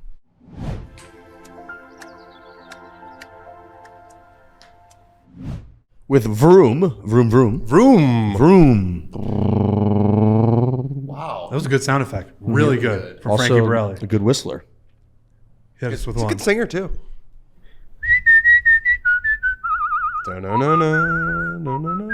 Damn good, folks. Is that what is it? Is that like it's a classical I think song? that's Beethoven Symphony number 5 That's number 5. or 6. A You classic. can shop thousands of cars with Vroom right from your phone, and you have your next ride delivered straight to you. Vroom is the better way to buy your next ride. You never have to haggle or negotiate the price of a car, so you know you're getting a good deal. Thousands of cars available on Vroom.com. You can make sure you get the ride you really want, so you don't have to settle. It's tough to get a car, you know. Cars are a big Very purchase. difficult. Vroom is the better way to buy a car. You can also trade in your old car when you buy your new one, or you can even just sell your car to Vroom if you'd like. When you sell your car on Vroom, you get a price instantly, and they'll even come pick it up. So if you're a car lover and you're looking for something unique, or you're a busy parent who's always on the go, you don't have time to shop for a car the old way, just visit vroom.com, VROOM.com. Vroom is the better way to buy a car. Visit vroom.com.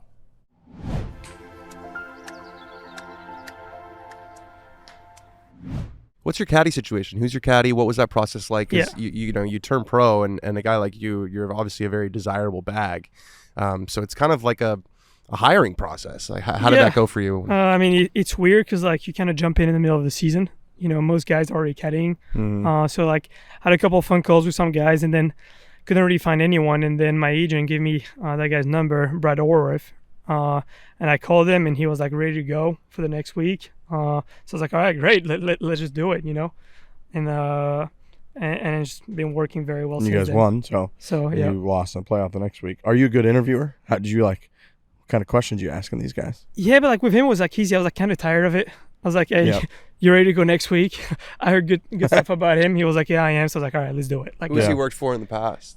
so he worked for Sangmu Bay, Okay. who's been playing on the PGA Tour back and forth. Yeah, he had to go do his military Yeah, service. yeah. It's Is he Is he brutal. done now? Yeah, no, he's playing again. He's Yeah, done he's with his playing service. again. That's I what I think, thought. yeah. That's what I thought. So he caddied for him on the Korn Ferry, I think, last year or 2 years ago. I think got his card back. But he's won on the PGA Tour before, so I know that like every year he gets a couple of starts on PGA Tour no matter what, Yeah. even if he doesn't have status. And then he's been caddying for some other guys here on Korn Ferry for a couple of starts and then kind of bouncing back. But yeah. You got to be a guy that's thinking in the future that, you know, a couple of years down the road, you probably want to make this European Ryder Cup team. Yeah, I mean that's I think a dream for most European. You know, it's just since you're a kid, you're just watching it. It's probably one of the coolest golf event that you can play in.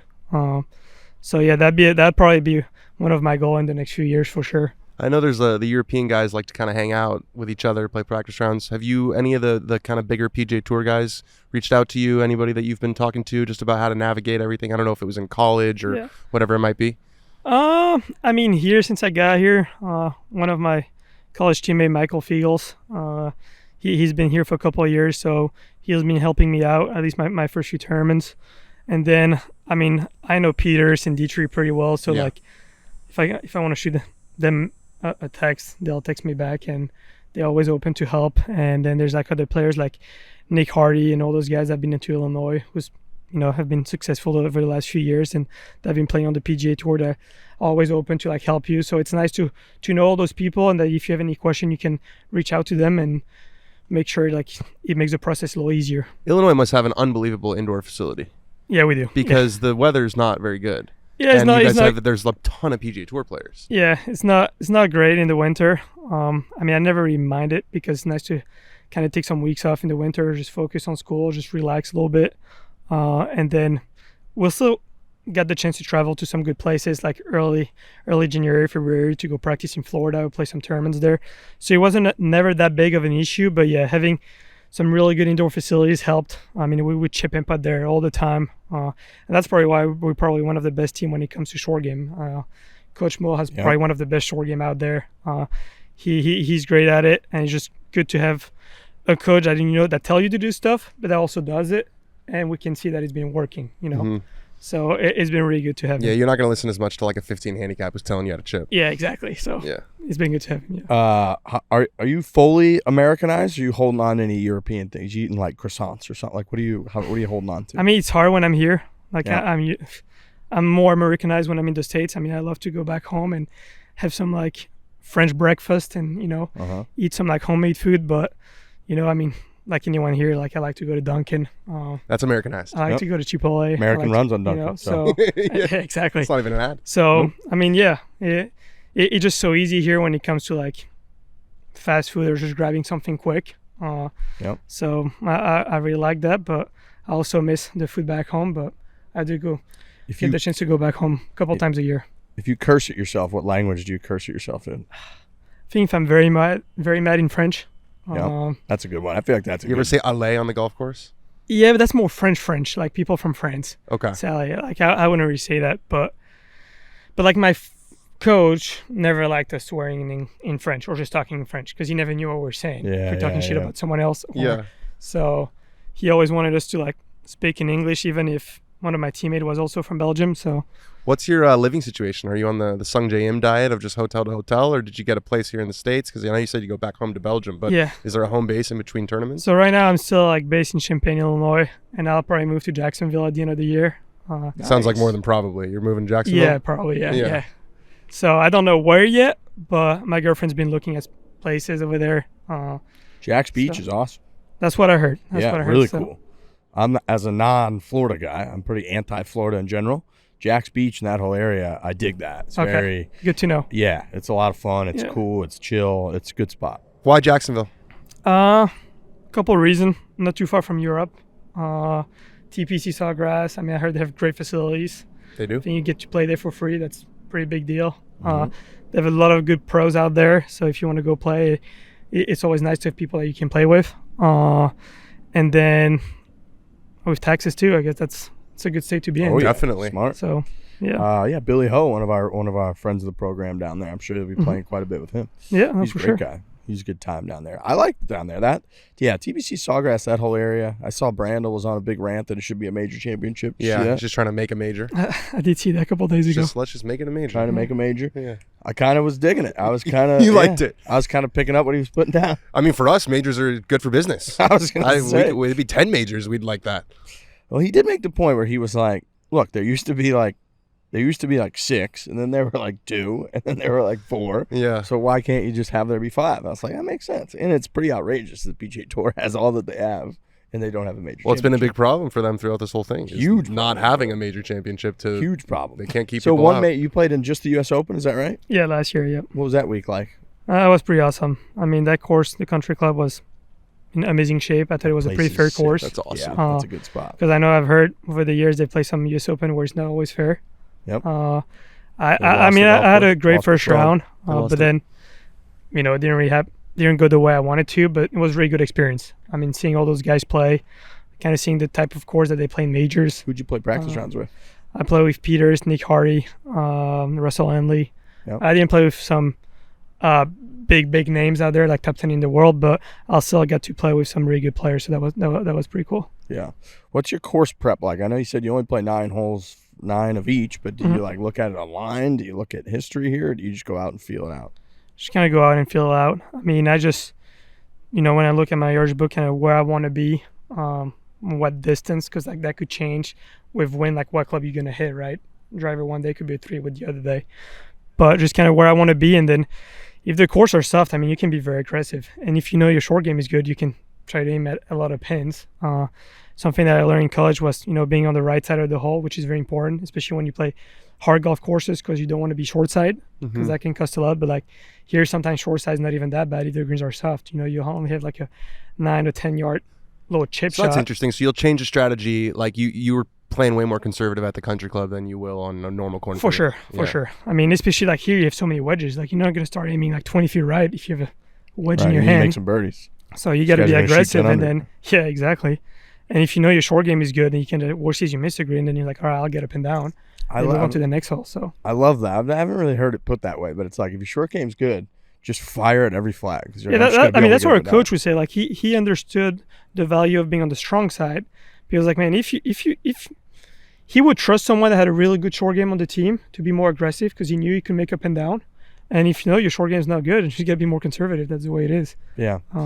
It's funny, like I learned that like watching so much golf and tour golf that we watch with certain guys when they fire at a pin or something and they miss, and the reaction, the broadcast reactions be like, "Ooh, It's he's down there." impossible. And you're like, "Hey, I've never seen him knock it up and down. Like, who cares? So he's not gonna make birdie. Like it's not a big deal." And then they, sure enough, out of a greenside bunker or whatever, they nip it in there to like 2 or 3 feet. And they just make par. Like, all right, it wasn't that big of a deal. So I like that. How are you adjusting to just being a professional? I mean, I know that these college programs are very buttoned up now. You guys practice a lot, but you obviously have more time now to focus exclusively on your golf. Has it been learning time management? Has it been, what's the adjustment been like? I mean, it's been way different, because in college, like the coaches, like all those guys do everything for you. I mean, you just Booking stuff. booking stuff. I mean, they drive you everywhere. Like when you fly, like you don't have to worry about anything. It's kind of easy. You just show up and play. Here now, when I turn pro, I was like, I mean, I do have someone that take care of all my trips and stuff, so that's been nice. But I'm still like, traveling by myself. I mean, I've been having my girlfriend with me in most of tournaments, so that's been nice to not be like that lonely. But I think here guys are so like friendly that you can always find someone if you want to get dinner or play with someone. So it's been easy. But American I just feel girlfriend? like Is she an Illinois girl?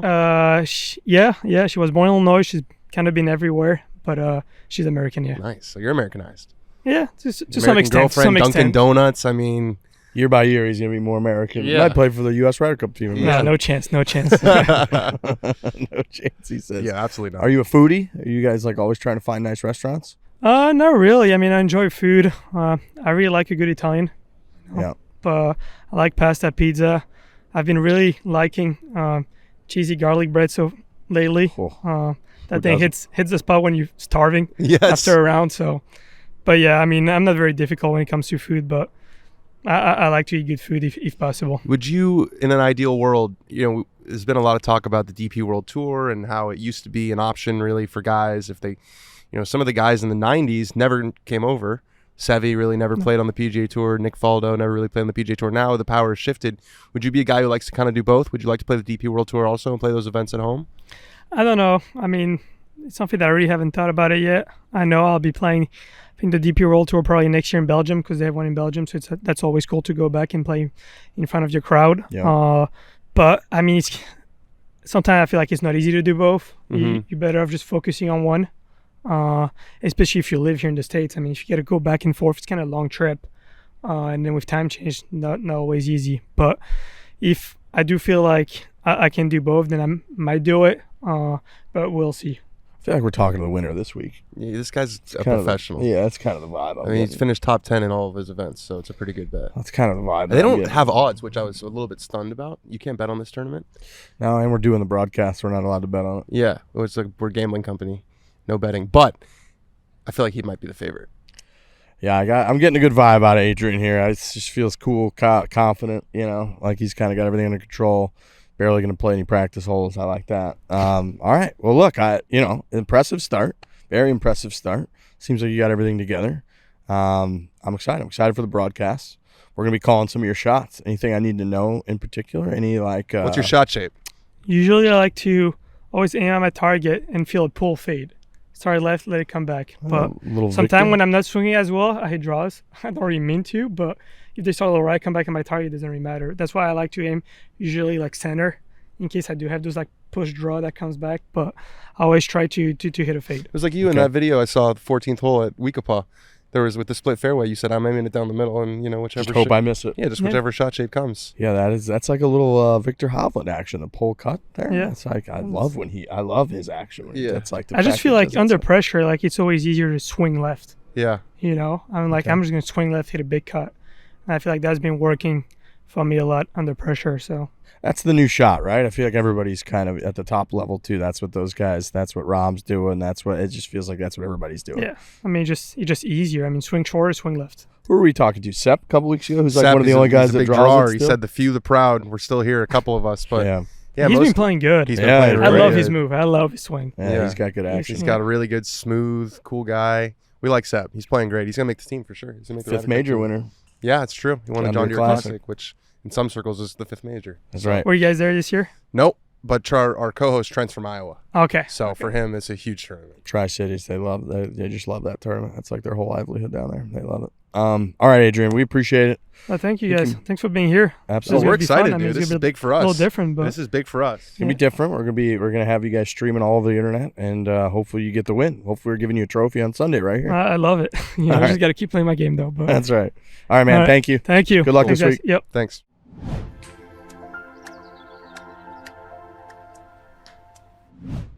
The official fitness wearable of the PGA and LPGA Tours, official sponsor this week that's going to be helping out the guys out on the Korn Ferry Tour, monitor their fitness, having real-time, detailed data on their bodies, on their optimal performance. We're talking about Whoop. If you don't know by now, Whoop is a sleek, screenless wearable that tracks your sleep, strain, recovery, and stress, and more to provide you with personalized insights that help you reach your goals. We've spoken about all the data in golf. We're talking about decade golf and how it's worked to optimize people's games and strategy. We've talked about it in hockey. We've talked about it in baseball. It's made famous with Moneyball and applying detailed data to basically optimize your performance and stuff. Why wouldn't you have optimized data on your body?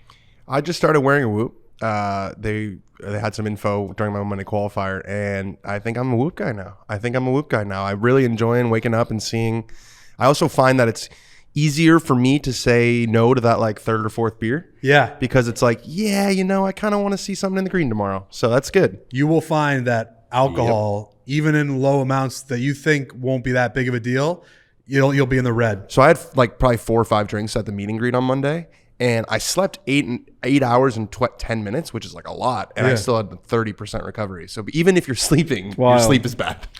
It also teaches you that you don't necessarily get as much sleep as you thought you got. We were talking about that. Yeah. It's like, I feel like I went to bed around 11. I got up around 7. I probably got 8 hours. You actually got like 5:45 or something. Right. Because guess what? You were laying there for a while. You weren't actually asleep. You woke up and went to the bathroom. Took you an hour to fall back asleep. It tracks all of that. It does. It's really great. And I don't want to overpromise, but I think we're going to try to integrate some of this heart rate stuff into the broadcast this week, which sure I think, if done right, could be a really cool thing. We've had some iconic moments where Trent's hit the first tee shot in a big scramble or a big moment, and we've had you pull your live heart rate.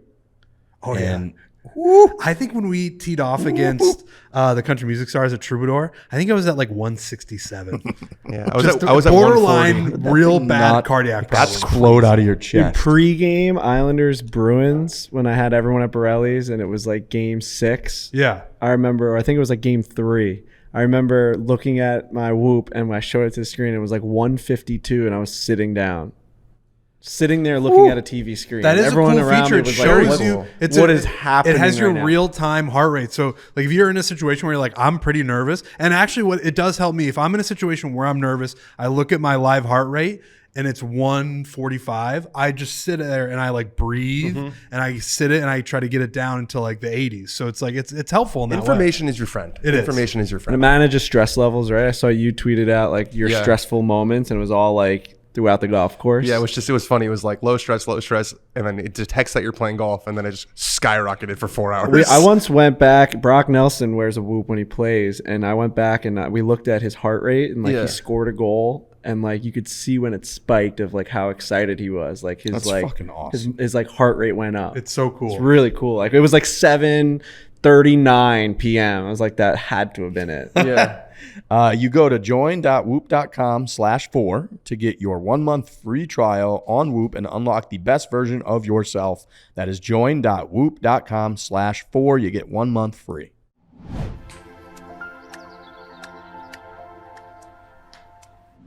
I'm going to bring up a couple guys here. We've got Ben Kohles, who's number 1 in points. I'm going to talk to you about that and see why you're so much better than everybody else, it sounds like. Dallas, Texas, University of Virginia guys. So come on up here, Ben. We got 14th in the points. Obviously, need to be inside the top 30, as folks know. From Puerto Rico, we got Rafael Campos. And 32nd in points, all the way from Sweden, University of San Francisco, we've got Tim Whiting.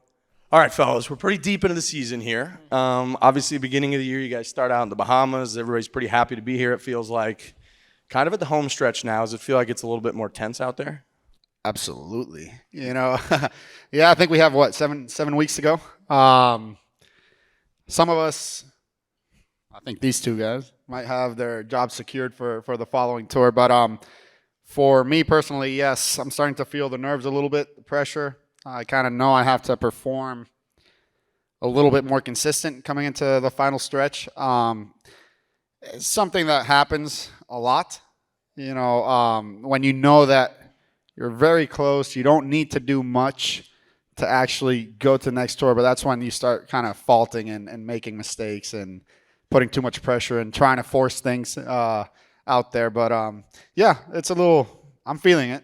Yeah. You know, Is it, yeah, I don't think he's feeling it. I don't think he's feeling it at all. Is it hard not to focus on other players and to look at the points and how they shake out after every week? Because it's so interesting in that when we watch golf, we're pretty much watching for a winner, right? And Tiger always said winning takes care of everything. But in this case, it's like, well, actually, if you finish 29th or, you know, 20, that's really the goal, is to finish inside that top 30. Is it hard to focus? Is it hard to keep focused just on yourself? I would say, yeah, very hard. Yeah. You know, I think I've done this in the past. It's so easy to get on your phone and just check out the points list, you know, see what you think maybe 30 is going to be or something like that. But I think, honestly, the best thing to do is never to look at it. I mean, it's hard not to notice the boards out there, but I think you're just really putting more pressure on yourself to try to come up with an imaginary number that you have no idea what it's going to be. And, you know, if you can really try to just focus on yourself and do the best you can that week without worrying about that, which is obviously hard to do. But, you know, I think that's gonna put yourself in the best position to just play well and have a good week and worry about, you know, this week. You know, we're playing one tournament this week. Let's not worry about the 6 other tournaments coming up. You know, it's like, all right, let's go out there and have a good round today and, you know, stack 4 of those on top of each other and then see where that puts us at the end of the week. And, you know, you just want to try to keep doing that, you know, for the rest of the events. I got to get paired with Benny more often. Try to get that mentality.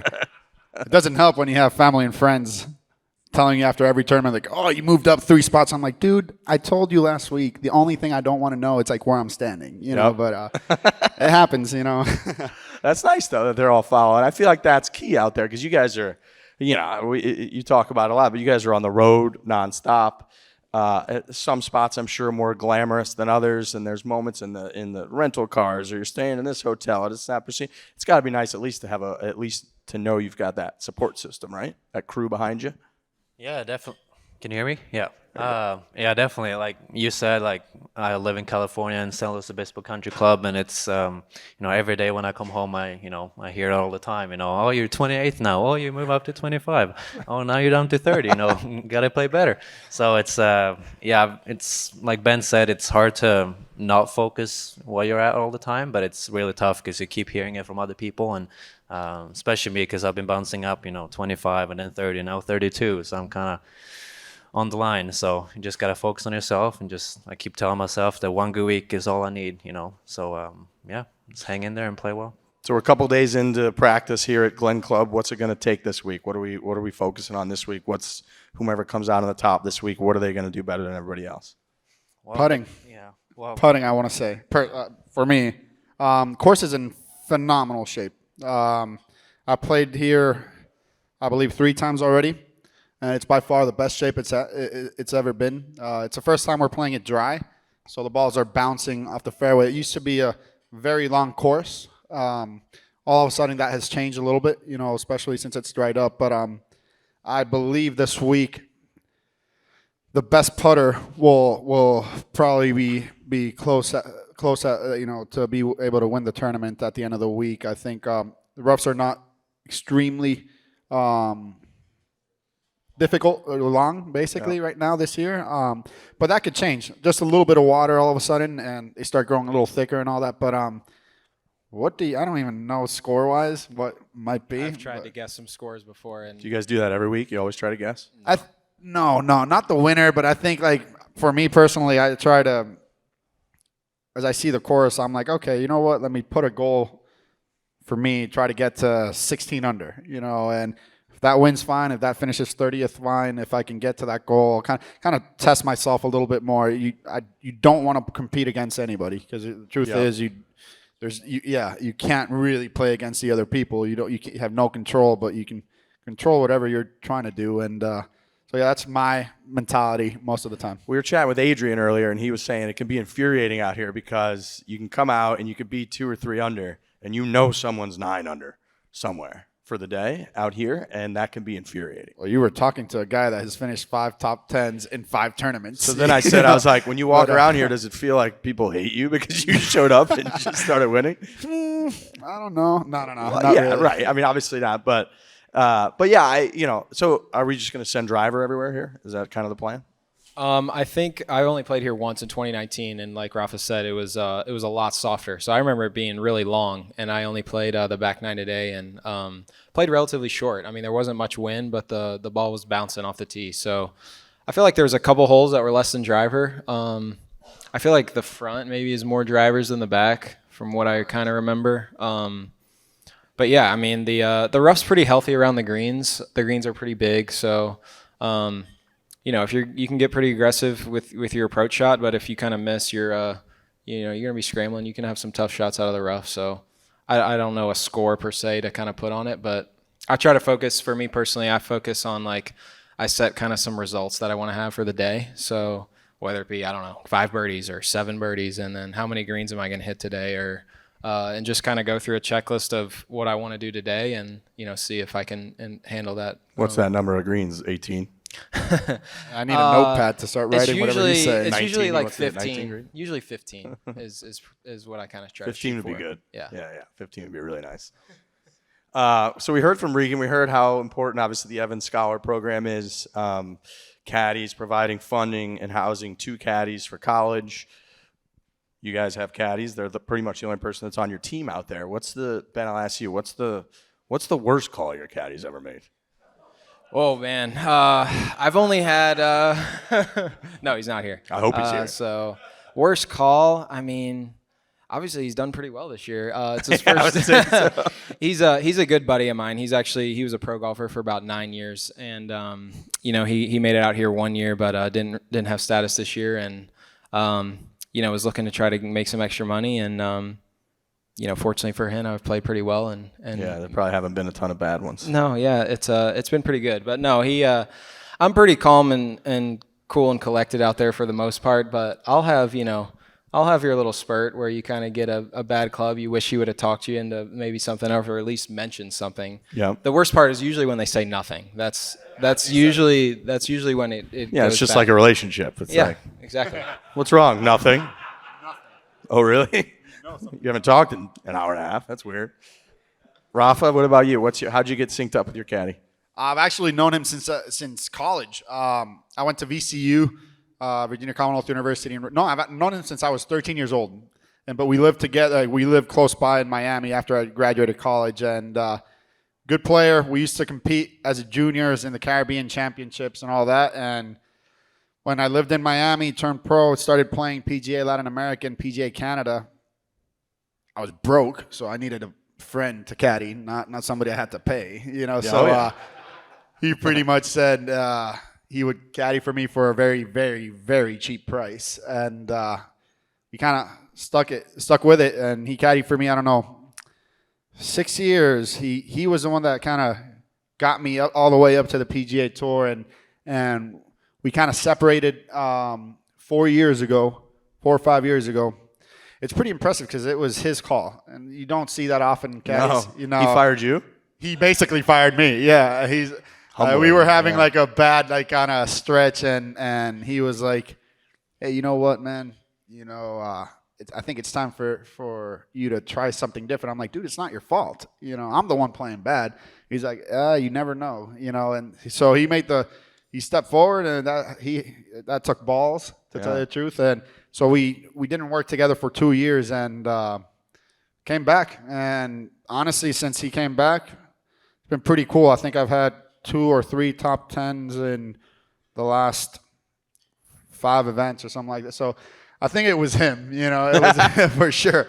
But it's just like Benny said. I think the worst moments are like the mistakes that can happen are when they don't say anything. Like when you hit a shot and you kind of did not know whether it would have been better to either lay up or it wasn't a 7, it could have been a 6, but there was nothing spoken in that moment. And it's like, man, why did it did happen to me 2 weeks ago where exactly that. I was we were in Denver, Colorado. I was playing good. I was 4 under after first 13, 14 holes, and got up to a par 5, pushed it into big hay stuff. The ball was there. It looked fine. And I don't know why I thought I was like Superman or something like that. I'm like, I'm going for this green, like for sure. And I got hay going sideways. I'm making practice swings. And as soon as I touch the grass, the club's kind of coming into my body. And obviously, I tried to hit it. Went like I made bogey. I finished. I went bazooka after that. I went bogey, bogey, bogey, bogey, and didn't say a single word to my caddy since that. But after on the next tee shot, obviously I was fuming. But on the next tee shot, I basically told him like, dude, you know what? I just cannot believe we did not even mention the word of laying up. Cannot believe it. I just had it in my mind for the next like how did that not come out of 6 either hours? one of our mouths? Exactly, but I think that's when it happens. Like when you're in a situation or a shot and kind of not completely trusting it, where we're like, okay, we're a team, and if nothing's said, I think that's when the bad things happen. But if we would have spoken about it and we would have both agreed to go for it, and I do the mess that we did, it would have been fine. Like there's no problem. I was like, hey, we committed to it, and it didn't work out, so it's on you. It's like it's okay. Yeah, exactly. At least we talked about it. But I love my caddy. Where is he? I love my caddy. We'll just send him that clip. Yeah, I love my caddy. Do you guys ever debrief from something like that, like at dinner that night? Are you like, all right, are you ready to talk about that moment? Yes. Okay. I have. Sorry, guys. I might be a little different than you guys. All right. Yes. Unfortunately, I have a lot of those talks with my caddy. Every day. He's like, all right. Pretty much every other day. No. We do. Even good things. You know, like we would sit down and say, like, hey, you know what? That call that we made on 12 was great call. Yeah. And even the bad things. You're trying to improve as a team. You know, it's truly not an individual sport, even though one of our names is on the leaderboard, you know, but it's truly a team tournament. And so we try to make the best out of every situation. And yeah, I do sit down with my caddy. I do talk to him. I think he's tired of me. I'm pretty sure he can't wait for me to go back home, have a couple of weeks off. But we do talk about everything pretty much every other day. Well, it's cool too, right? It's like, I'm sure you guys need to remind yourself sometimes that person's betting on you more than anyone, right? They're saying like, I would like to be on a PGA Tour caddy, right? I would like to be caddying in major championships. Like, that's where I want to be. And this is my guy. This is who I trust. So I'm sure it's tough to remind yourself of that sometimes, but you have to. Ben, best shot you've hit this year? Best shot. I mean, I made a hole in one in Knoxville. It's pretty good. Yeah, thank you. Okay.